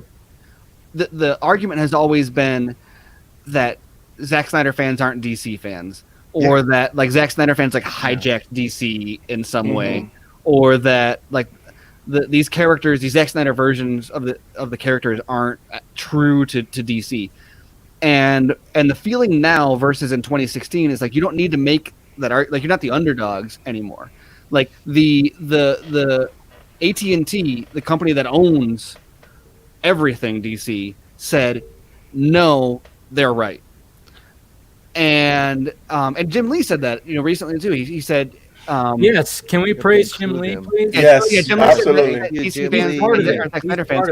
He's done way more than that. Like just FYI. Like I don't know. If we're looking at somebody who's who helped this, it's Jim Lee. I mean, my God, that guy came in and he helped this whole thing because I mean he loves Zack. We know that. And he gets it. Yes. Well, he knew the value that Zack had on the brand. Remember, this is the guy who's like responsible for making sure comics are sold also. And what he said was Zack is important to not just revitalizing this movie universe, but he's important to the brand as a whole. Is what he's saying when he pushes this. So everybody appreciate Jim Lee. Please. I don't know if everything he's done will come out fully. I'll just say appreciate him for being a key figure in making this happen. Absolutely. And you know what? Because they did their part. I already tweeted this out. HBO. I'm sorry, Dave, because I know this is your show. Okay, for it. I'm okay. This is second time I cut you off. No. Cut me off all you want. It's fine. Dave talked too much. I do. I talk way too fucking. I tweeted this out because like we were begging, doing everything under the sun to get this cut. Now HBO Max said, "Okay, here you can have it." Now it's our part to do them pay them back for that favor because it's a fucking favor. So whatever way you want to look at it, whether it is important to bring back Zack Snyder, but they did something that they didn't even have to. And now we have to reciprocate what they did for us. Like, go and sign up. you know, if you were supporting the Snyder Cut movement, now is your time to continue to support it and go sign up for the service. By the way, this commercial is brought to you by HBO Max. Yeah, no, Code HBO Anarchy. I didn't even have to sign up because I could get HBO Max without money coming out of my pocket, and I still chose to sign up. Put my money. Oh, you have same here. Well, so, but a little plug though for everyone that's interested is to support HBO Max, say thank you, and also get some awesome content. Yeah. They're doing it's like $12, $11.50 a month if you pay for a year at a time. Yeah. Otherwise, it's like $15 a month. So you save a ton of money if you like go and just pay for a whole year now, if you're capable of doing that. So I highly recommend if you're someone that has access to HBO Max, just go to the HBOMax.com and you can get like a whole year. Yeah, and that's not like in service of HBO Max. Like literally, that's just benefiting your wallet. Yeah. And be present whenever there's another suicide prevention. Yes. Don't stop donating. Don't stop donating. The 27th. Yeah, the 27th next week. The Now, Nana, do you have any more detail? Do you want to plug? Please plug, because I've been trying to tweet. But first, everybody wants to know what you're drinking. Apparently, in the live chat, I was looking. Oh, okay. What are you drinking at 8 a.m.? It's a strong. I'm drinking. I'm drinking at 8 a.m. Okay, I got excited. Oh wow! It's 5 o'clock somewhere. Hey, I had breakfast. Okay, it's not so bad. Exactly. We're not judging. Trust us. You're in the UK, right? Yeah. Isn't that like totally beer with breakfast? Everybody was thinking you were drinking an energy drink or something like that. No. Nope. No. That's not my thing. Yeah, she's already part of the vodka stream, 100%. There you go. Go ahead. So Nana, so go ahead and plug for people who may not know what's going on right now with the campaign. As far as charity goes, there are multiple things that people can do right now. There is an ongoing campaign that's for the 27th, which obviously comes along with the release of HBO Max. That is a campaign where you can donate directly to the fundraiser. You can donate. We are asking for exactly $5.27, but obviously we can do more, you can do less, whatever you can do. So that is a fundraiser that goes just to AFSP. There are also multiple T-shirt fundraisers running right now. There is the one from Harley Quinn show, the release, the Snyder Cut, the blue T-shirt. You can actually get it in a black version as well. Did you guys order that shirt? I have a comment. Yeah, I did. Yeah, I haven't gotten it yet. I can't wait until Comic-Con next year when there's an army of people who cosplay as the release. Oh my god! He's gonna be a new character, isn't he? Yeah, especially now. Like, man, everybody start growing your beards. Like, let's have a release the Snyder Cut guy meetup. I hate you guys. I can't grow a damn beard. Me neither.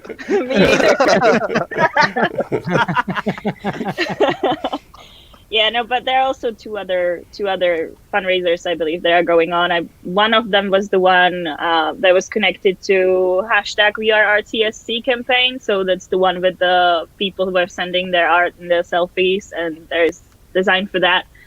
And then there was one more. I'm not sure right now. I think the Zack Snyder Justice League hoodie is still that one relaunched as well. Yeah. I mean, just go on to Into the People, you'll find something.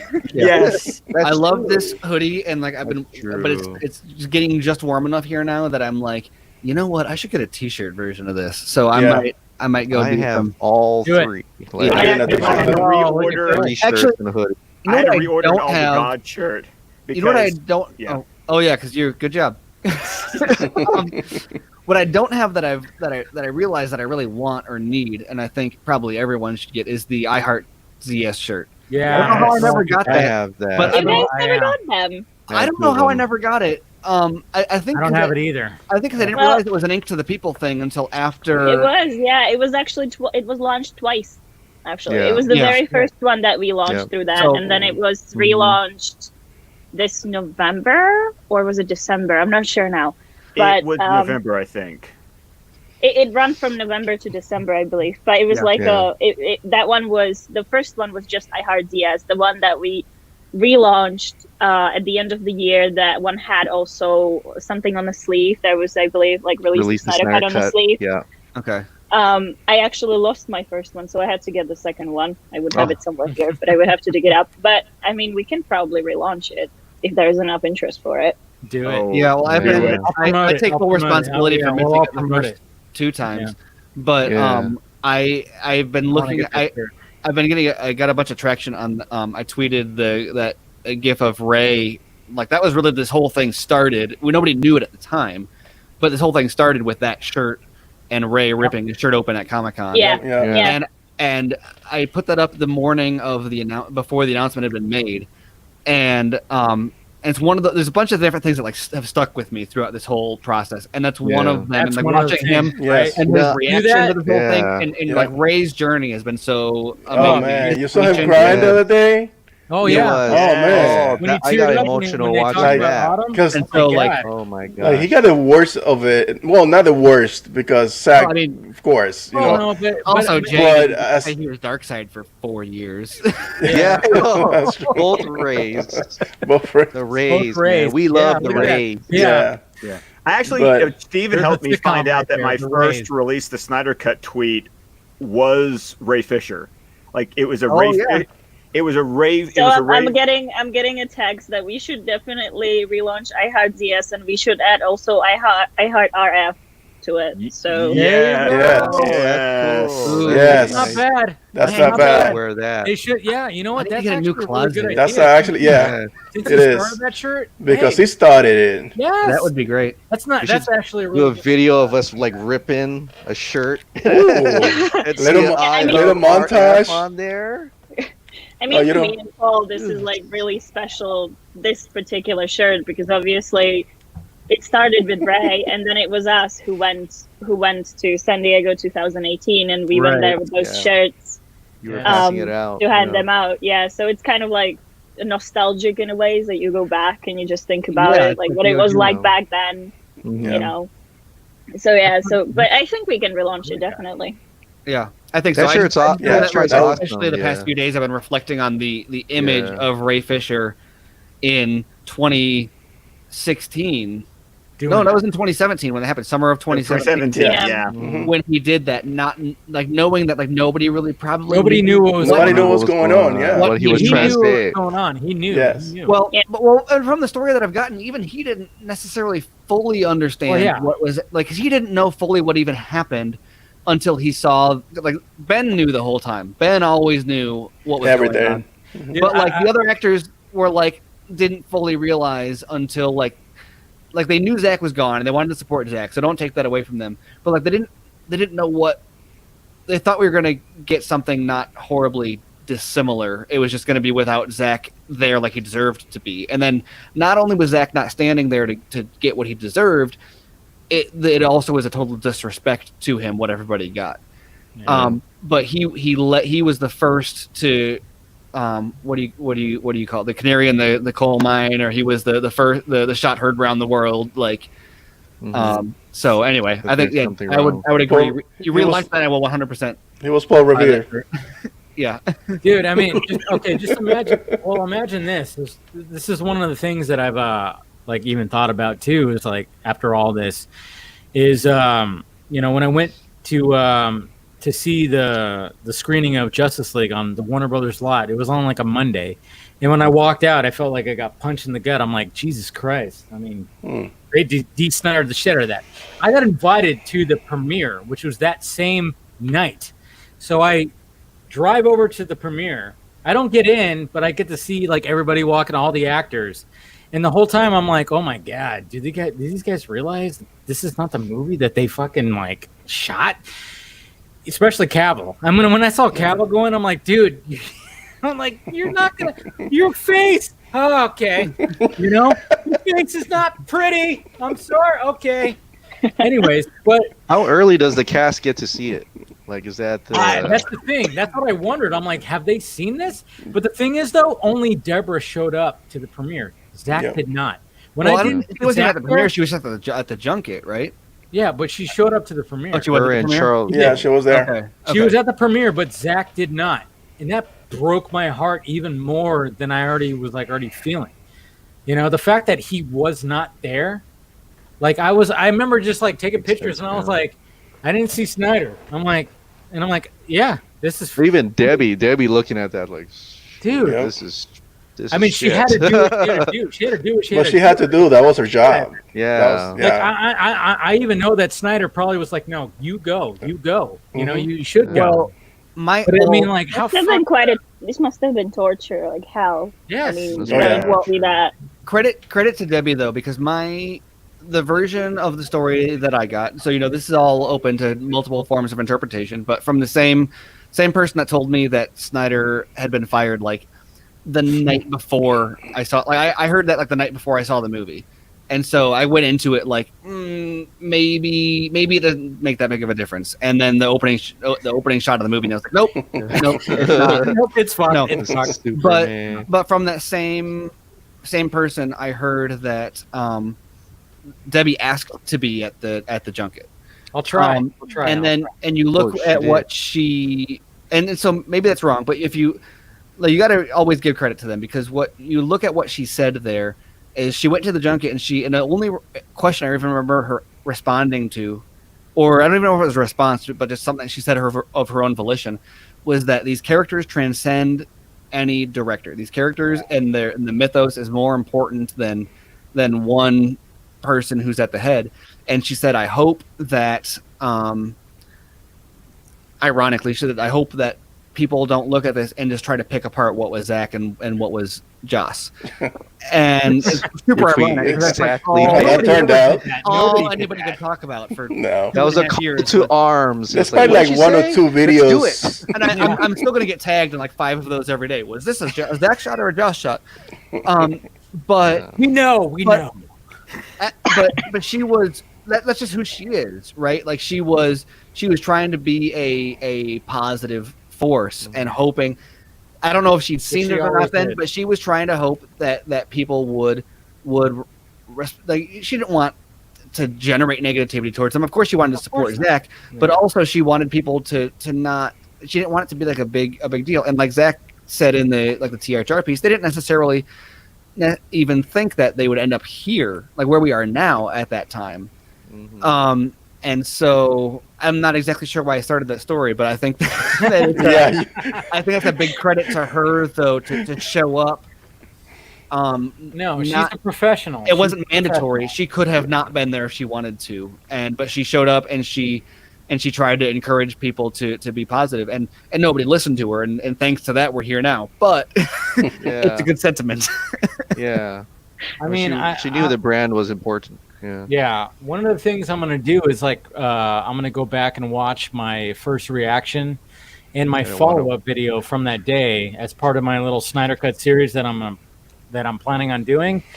And it's going to be probably a little heartbreaking because I remember that day, like I said, walking out like on the Warner Brothers lot and just going, oh my God, like feeling like a gut punch, and looking to the guy that I was talking to before. I'm like, they really de-Snydered the shit out of that, didn't they? And the fact that when I did my first reaction review with like that, everybody was looking forward to, like, I can't wait to see what you have to say. And I'm like, what do I say? I like sat in my car for like 10 minutes going, what do I say? I don't know what to do. Like, and I try to fluff it up as much as I can. And then I saw it a second time with friends, like a few days later. And I was like, oh yeah, just watch it like it's a DC animated movie wrapped in flesh, and you'll be fine. That's the way I explained it. I remember that. But then you look at the video that I showed at the beginning of this stream, where I said Zack Snyder's Justice League was like 2 days later, and I was amped up going, yeah, you guys, if you guys think that was this movie, you're fucking kidding yourselves and blah blah blah. Just to revisit like those videos. I'm glad that somebody actually mentioned that in my in the last live show that I did, that I said that, because I mean, I'm not trying to coin that I fucking said Zack Snyder's Justice League. I'm joking about that. I mean, that's pretty generic, and I love the fact that he's using that brand because his name is right at the beginning. I'm like, fuck yeah, Zack Snyder's Justice League. I love that. Yeah, put Like your you name said, on it. it's I huge, like too. that the Zack Snyder's is so big, like Yeah, So out big. there, That's what- like, that's bigger than Zack that's Snyder. mine. That's what Colbert was That's saying. Is like mine. his name is big. And His I name love is fact the that brand. Exactly. His name is the brand. Exactly. Yes. And I fucking love that. I fucking Awesome. love that. Yeah. Do you want to hear what the first thing I tweeted when I came out of the movie I remember. was, what if a movie desired to be something other than what society had intended? This is towards the time me and Steven started Wow. talking to each other. Yeah. What if a movie aspired to be something greater? Yeah. Wow. And it's funny because like you, I didn't quite know how to like. I Fucking didn't want to kill people. Like I don't want to kill people's vibe yet. I was still like, Nice, Sam. if I had known that like there would be a there was another cut and there'd be a movement and everything, I would of course like been crazy about it from the start. But at the time, it was just a disappointment, and I was like, that's what we're gonna get. And so I didn't want to be like, it sucks and everyone should hate it, because like if we weren't gonna get anything else, then like why do I want to be that guy? Yeah. But it was funny because so many people responded and they were like, "Oh, it was that good, huh?" And I was like, "Oh, that's not what you meant." No. See, That's for not what I me, it was so weird because I remember sneaking out of the house on that. No, I did, because I bought tickets for that Friday, and I was going with my wife and my father to go see it because that's who I would go see this movie with. And I was like, "Oh, I can't wait! And I bought an extra ticket to go to like the 11 o'clock Thursday night, and I snuck out of the house. Worst decision in my life to go see this movie. And then I get home at like 2-3 o'clock in the morning, and I couldn't go to bed. I was so emotionally upset and devastated.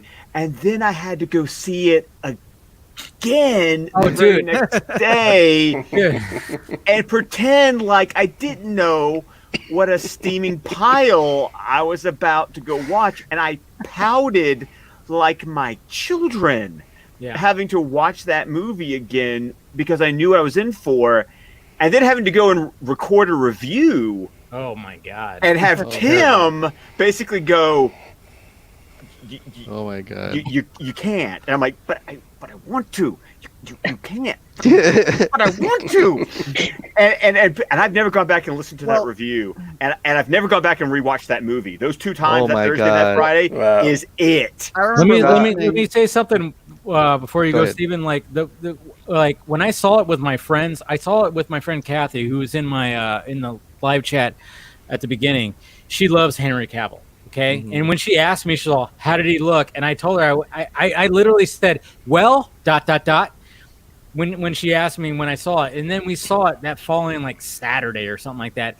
She was sitting next to me when that opening scene happened. I felt her energy just dissipate. Dropping. Fucking, I felt it. I was like, and I literally went, sorry.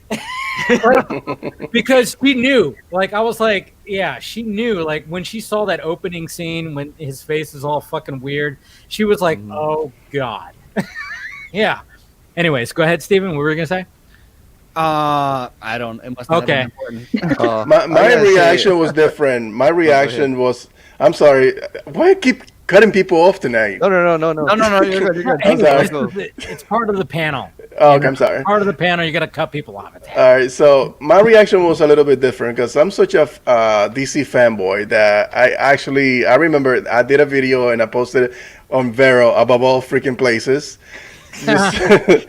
Just saying how amazing, how great, and then like because I watched it with my kids and me and my boys, we are DC fans through and through. There's nothing wrong with that. Exactly. So I'm like, oh man, this movie, and then like the high came down. I was like, oh no, this is all wrong. Like, and that's when it hit me. I was like, this something systematically wrong with this entire movie, and I just couldn't watch it after that. There's nothing That's wrong the with reaction that I had, Ben. Exactly. Like if you and Scott, when you were asking how to go back to your old tweets, I regret every moment of that because I went back to my old video and I just wanted to reach my hand in that fucking monitor and squeeze the living life of that motherfucker because he was praising the fucking movie. And I was like, shut the fuck up. Yep. And I was like, I was wanting to pull him out and whack and fucking shut up. But no, it's funny because the next week was Thanksgiving and I was out of town and Steven came on the show with Tim. And I remember listening to that show and the two of them talking, and I just remember I'm sorry, Steven, I don't think I've ever told you this before, but listening to that episode, the energy in me just went I'm sorry. Guys, because I was sitting here, because you wouldn't believe I was like on a freaking crusade from opening weekend, like, what do I have to do? And like when Ascended Ancient dropped the previs, and I started reading the timeline stuff. I had to convince, like, I had to like shake Tim, going, "No, there's something else." Yeah. You're the smart one. You guys are the smart one. I feel know what? bad. No. Nana, go ahead. Nana, go ahead. How'd you react to it? Well, I was in the UK for just a couple of months, so I was here alone. So I went alone to see it. Oh God! I went like for midnight premiere, bought the fancy cinema tickets, and I was all like, "Oh my God, this is gonna be awesome! This is gonna be great!" Mind you, at the time, I was not as well informed as most of you were. I just wasn't. I just went there and I was hoping for the best. And I came out and I was all like, "Oh, this was awesome." I was trying to tell myself more than it was actually truth. I was just trying to tell myself it was really awesome. Then the next day I come to work and my boss, who knows that I'm obsessed with this stuff, she would go and she asks, "So how was the movie?" And I wanted to reply that it was great, but I couldn't. I just stood there. And she goes, "So it wasn't very good." And I'm like, no, it was great. And in that moment, I started apologizing it. I was like, okay, maybe there is something to it, but I just really, really wanted to like it. No, I didn't go back to see it again. And it's no.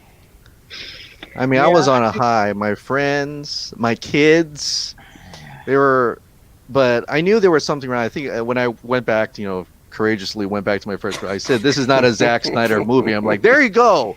Just stick with that and shut up for the rest. But, I just, I'm like, should I delete this? No, but and I didn't know that much. Like, I didn't know much of anything. I remember going back to that. Was it the Hollywood Reporter where Toby Emmerich said that this was that there's just a little bit reshoot? So I'm like reading that. 3 years ago today. They can't be lying, right? This is not a lot. It's on there. It's a quote. So I'm like, I was still kind of shilling for it.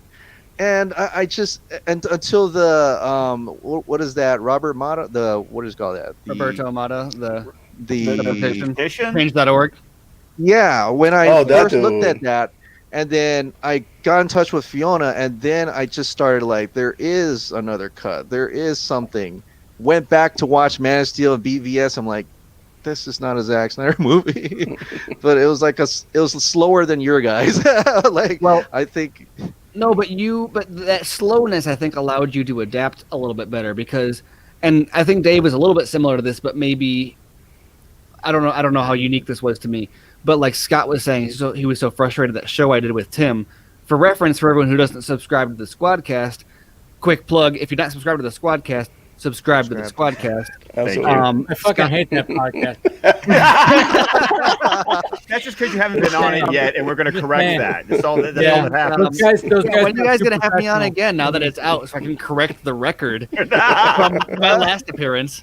But it was like a week or so after the premiere, and my first reaction, obviously, I was like, this is not like I thought it was just like a wasteland of.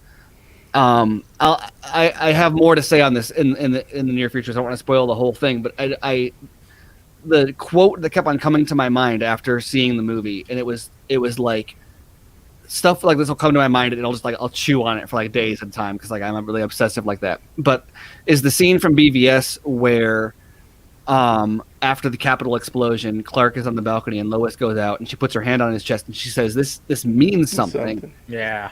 And he says, "It did on my world, but my world doesn't exist anymore." Yeah. And I just heard that over, and I think that was after I posted that status where I said, where I did the "What if a movie aspired to be something more."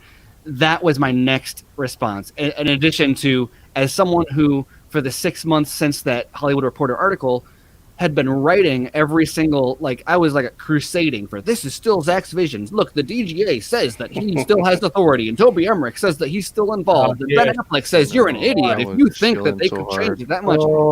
And we're no the wiser. I put so many hours of my time into convincing people. So like so much of my effort and time into trying to push the narrative that this was still Zack Snyder's movie. How dare people try to take credit away from him and give it to Whedon? I think that's why we connected. It was just like because you were similar. Well, you and Squadcast both. Thank you very much. But also, why would reference my articles? And that's, I think, how I found both of you. It was be like, oh, hey, cool, people are talking about what I'm writing. And then the movie came out and I'm watching it and I'm like, I fought for this. Like I claim, like and so once again, going back to another quote from a Zack Snyder movie, I didn't see it because I wasn't looking. And I didn't see it low because I wasn't looking. And so those were all like just on a loop in my head. And then Scott was out of town and Tim was like, "Hey, Steven, I think that we need to have it'd be great to have you on the podcast." And I was like, "Yeah, sure." And so we went on and we had a very frank talk about how, like, look, it's an atrocity what they did, but unfortunately, due to like the nature of like the production schedule, it probably doesn't exist. And I like took no joy in that at all. Like I wanted it to exist. I wanted to see the Zack Snyder version, but that's what. And maybe if Scott shouldn't have gone out of town that week. It was Thanksgiving, Steven. Thanks. Oh, yeah. And that whole family thing. And it wasn't until like a month and a half later or whatever, I was like, you know what, we need to put this to bed once and for all. And I started investigating like the whole production timeline and thinking, like, I don't want Snyder fans to be hung up on this forever. He's gonna have new movies, and I don't want them to be like stuck on this. He's gonna do something different. He's gonna do something better. He's gonna do something new. Let's start focusing on that. And so I went back and I was like, let's put together the production timeline. And I learned all about like what order does like when does ADR happen? When do VFX usually finished? How, like, when did he actually leave? When was this like? And I had like the whole corkboard thing going on. And the article that I had pitched that I was gonna write for Screen Rant was, I don't remember the exact title was, but it was something along the lines of like, give it up, like let's move on. It destroyed, like it might have like destroyed you, but like it's time to accept that there's nothing else. And in the course of investigating that, thanks to like videos done by John Doe movies, and then a lot of the translations of those ended up on Twitter because of Bob Digi, Carlos Digital. Yeah, Carlos. And I found that, and I reverse engineered the production timeline, and I was like, I told them I was going to disprove that it didn't exist, and so I looked and I was like, well, ADR was happening, and ADR doesn't happen until Picture Lock, and Digital Intermediate was happening, and Digital Intermediate doesn't happen until Picture Lock, and well, here's a picture that he posted, or a video that he posted of underwater, like this wasn't even in the movie, but and it's saying that VFX test is for final approval, and like piece by piece, like back, and I had to go, like, I was like, well, maybe that was just for the trailer, and I looked it up, and it's like, well, no, nobody does Digital Intermediate like during production, like except for, I guess Affleck did it a little bit on Live by Night. I mean, I dug into all this different stuff until the final. I ended up going back to the other editors and being like, hey, that's not what the timeline says. And I was like, maybe I'm crazy. Here's all the evidence. And to their credit, the other Screen Rant editors were all like, yeah, no, we agree. And obviously, I've written like 100,000 words on the topic since then, thanks to the support. Like everyone considers it a conspiracy theory. So like I can't say enough like how great it is to have editors that are like, no, go for it. We know what you're talking about. You've shown us. Go for it. And then finally it's announced and everything lines up with what I said. And so I'm glad that they trusted me, because so many other publications are like, it's a myth, it's a pipe dream, it's nothing. And everyone is facing pressure to like not write about it or not write about it from that angle. And I'm not saying that to like, I was just writing like what was there. And also because I'd worked so hard to say it was Zack Snyder's vision in the first place. But I don't even remember why I started the story. You were given your road to the redemption. You need to redeem yourself. Yes. I'm glad everybody was persistent in this. That's what it is. But another thing is, as much as this has been a terrible thing that should never have happened in the first place, I guess I just have to be that freaking silver lining guy, as I usually am, to go, if this hadn't have happened, I wouldn't have gotten to know any of you. That's very true. That's very true. I wouldn't have gotten to know Nana from the 2018 T-shirt thing, because that's where I Fiona brought me in on that to help promote that, and I was so happy. And it's been wonderful to see all the campaigns you guys have been doing and to promote the hell out of them every opportunity that I had. And then watching Dave's videos, because it was so funny. I saw that video that you've been playing today. Yeah. Fiona pointed me towards Chris, and that's how I found out about Chris. And then Steven, and I've been reading Steven's articles, and then I found Ben later on. And if you have to find the silver lining, besides the fact that we're actually getting the movie, but the fact that this had to happen at all, I think about all the people. And yes, I'm going to, the pun, come together. Yes, I'll be playing that song for the next year. Together. Playing this song for the year. But I have made so many acquaintances, and in some cases, I'll go as far to call you guys actual friends. Well, because pump your brakes. This is moving too fast. I'm sorry. I'm not so easy, bro. You're gonna take me out. We're not quite at the back door. Don't bring up that. No. but still, if you have to look at the silver lining, it's the fact that think of all the friends we've made along the way, because we all banded together to go, this is not right. And in the perfect, like, just like Zach, these movies have always been fascinating, because it's always been amazing how like the response to Man of Steel and BVS, any criticism, I've always been able to answer it with a quote from the movie.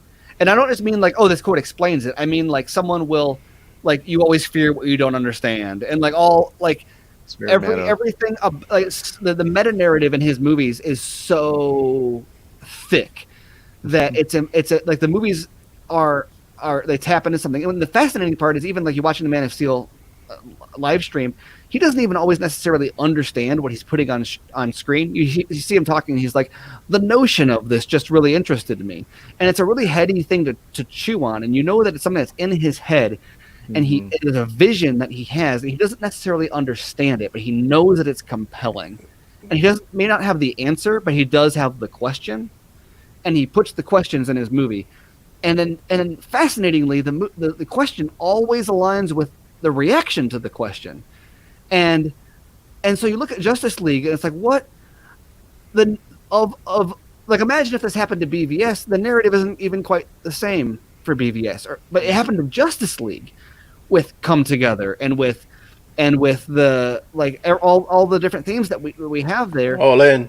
Yeah, exactly. Yeah.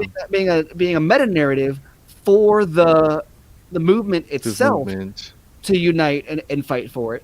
And the insane part about that, it's like, what's his next movie about? His next movie is about a team of operatives invading a quarantine zone after a zombie apocalypse, after a pandemic. Like, In He's a time 2021, traveler. he's got a movie coming out about a strike team, and He's always ahead of the curve. It's I don't know how he does it, but he does it. Yeah. And so like you were saying, because I'm going to monopolize all the time here, and to get to my point, is if this hadn't happened, like how do you? I've said to a few people like this, nobody else could have pulled this off. No. Except for Zack Snyder. Yeah. And now you could name bigger directors maybe. Like, for example, sure, Christopher Nolan could pull this off, but it would never happen to like Chris Nolan in the first place. Yeah. Right? So who else could this happen to that could also then pull off the coup?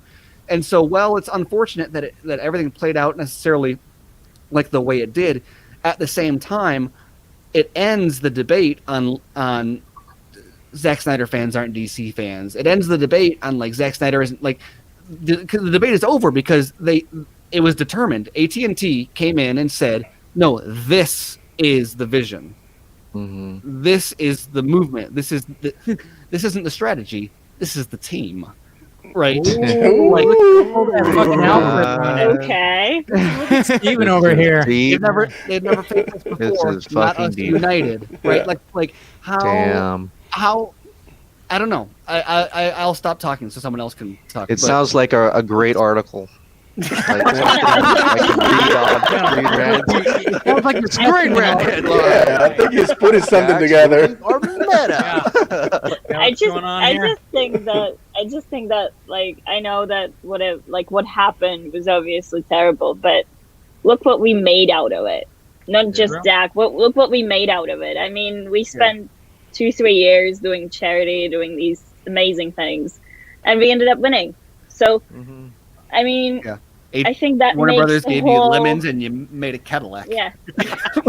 I mean, when you look at it, it's like it makes the whole build up to that movie even better when you look back, because everything that we've done, we just did this massive thing, and we really built something amazing out of nothing. So, I mean, I guess everything bad has its good sides.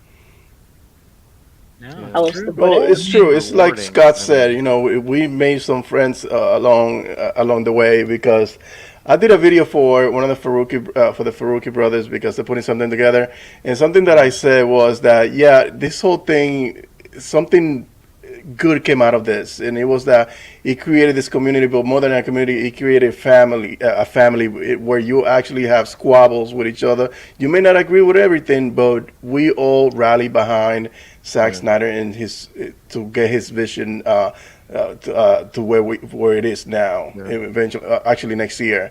So you know, this was something that came out of a tragedy, and probably it is a good way for Scott to say that you can. It was a terrible thing that happened, but we got to look at all the positive that came out of it, because a lot of it came out of it. A lot of good came out of it, and we're gonna continue to support that, like the suicide prevention and whatever else that we need to do to continue to support his movie, and whatever universe he's gonna expand upon. We're gonna be here for the ride, baby.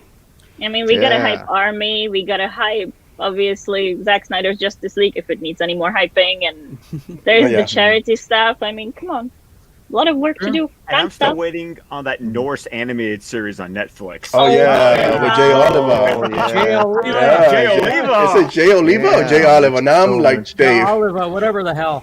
Tomato. Okay. Whatever. And the last question that I'm going to post right here is your expectations for the DCU Green Lantern suit. Don't make it animated. Ryan Reynolds said. It's gonna get that Wilkinson. Yeah, it's gonna get that Wilkinson treatment. Hopefully. Yes, Michael Wilkinson. Yes. Oh yeah. All right, guys. I mean, I was hoping to like end this at 3 hours and 34 minutes. We're at 3 hours and 41 minutes. So a little bit more than 2:14. So just like almost 4 hours. Just like the 4 hour. Just like cut? the actual cut. Yeah. Yeah. We should go more than 2:14. Nobody's talking about 2:14 anymore. Not that it's not important.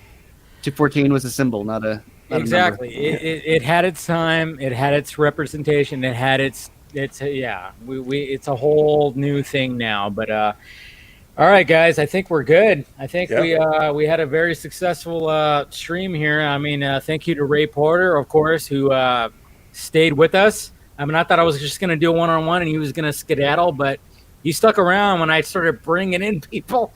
I was like, hey, somebody wants to talk to you. Somebody wants to talk to you. And I love the fact that who's that? He was fine with it the whole time. And you know what? I'm not going to lie. I was just like, I'm just going to bring in Chris Swenson. That's it. But then I started I'm like, you know what? I'm going to bring in Steven. And then I'm going to bring in Jay. And then I was like fucking sitting in back for 20 you minutes. Were. You were in the waiting room for a little bit. Yeah, I'm sorry. Bring me on. I apologize for that. I was like, we were still in the middle of a conversation, but yeah, no, it was great. It was absolutely great. This was a great stream, and probably one of the longest that we ever had on the Vodka stream. And I appreciate all you guys coming on, talking about everything. I mean, and like you guys said, I mean, if it weren't for what happened, we all wouldn't be doing this right now. True. I mean, that's what we got to really think about. It's like, things happen.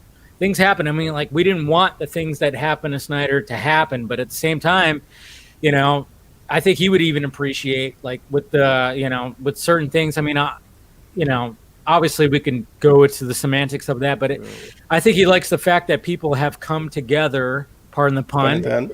Yes, pardon the pun. And we've all just become friends and stuff like that, and we're doing stuff like this, and I think he really appreciates this, and this is what drives this whole thing. And I think this is, we still have another year before Zack Snyder's Justice League comes out, and we still have many more live streams and podcasts and videos and everything that we're going to be talking about, and then we're going to continue on, and then all the AFSP stuff, it's still going to continue on years from now. It's going to be great. Absolutely. Great. It's great. It's absolutely great. We didn't let those sacrifices die in vain. Yeah, exactly. Yeah, exactly. And I've literally shined off that whole bottle of champagne. So cheers. Cheers. Glass. Cheers, guys. Here, let me fill a champagne glass from a 40. From a 40, you fucking asshole. I mean, of course you had to do a 40. There we go. Colbert had to do a 40 because, yeah. There we go. To him. But anyways, guys, everybody in the live chat who's still sticking around, we got over 300 people still watching. Wow. Great stuff. Wow. Great stuff. We did it. Yes. Things don't happen. Things just happen. Yes. Thank you, Krypton. And thank you, guys. Nana, Chris. Let's do some final thoughts. I'm all about that. Chris, final thought about tonight. Oh, that was my final thought. Okay, cool. Sacrifice. That was the final thought. Steven, final thought. Oh, that's a dangerous question. Yeah, I know. I'm going to keep it till like less than a minute. The ride ain't over yet. Yeah. Nana. Probably thanks everyone for sticking around with us. And just like was said, ride ain't over yet. We got a lot of work to do. Exactly. Wait, I have it now. Pause. Okay, Chris. Stop. Sorry. Okay. Pause. Not stop. Oh, you just took it from Ben is like, oh, God damn it. Like, I have it in my pocket. What are you going to say, Ben? Now that Chris stole your thunder. Hope is like your car keys. Yeah. Oh, God, don't even. Hope is like. Is there something blue? Damn it, Chris. No, but great minds think alike. Yeah, they do. I'm just excited for next year and beyond because I'm not gonna subvert my expectations with anything that's coming from Zack Snyder next year and beyond from HBO Max. That's it. All right, Scott. I love you guys. And it's happening. It's happening. Yeah, I know. It's crazy to think that it's actually happening. I mean, that's one of the things that's very surreal right now. It's like after 2.5 years of just trying to fight for this thing and all the back and forth, the infighting and fighting people on the outside and stuff like that. It's just like, it's crazy. It's crazy that we're actually here right now. We know that this thing is actually coming out. It's very surreal. To me, it's actually pretty surreal, but I love it. I fucking love it. And I want to do more of all this stuff, live stream, communicating, discussions. That's what I'm all about right now. So cheers, guys. Yeah, everybody in the live chat. I know I'm empty, but what can you do? Cheers, guys. I appreciate you guys sticking around for the whole thing. I mean, just think, Zack Snyder's Justice League is going to be even longer, and that's what's great. Yeah. It's going to be great. All right, guys. Well, been a fun time. I'm sure you guys loved it. All right.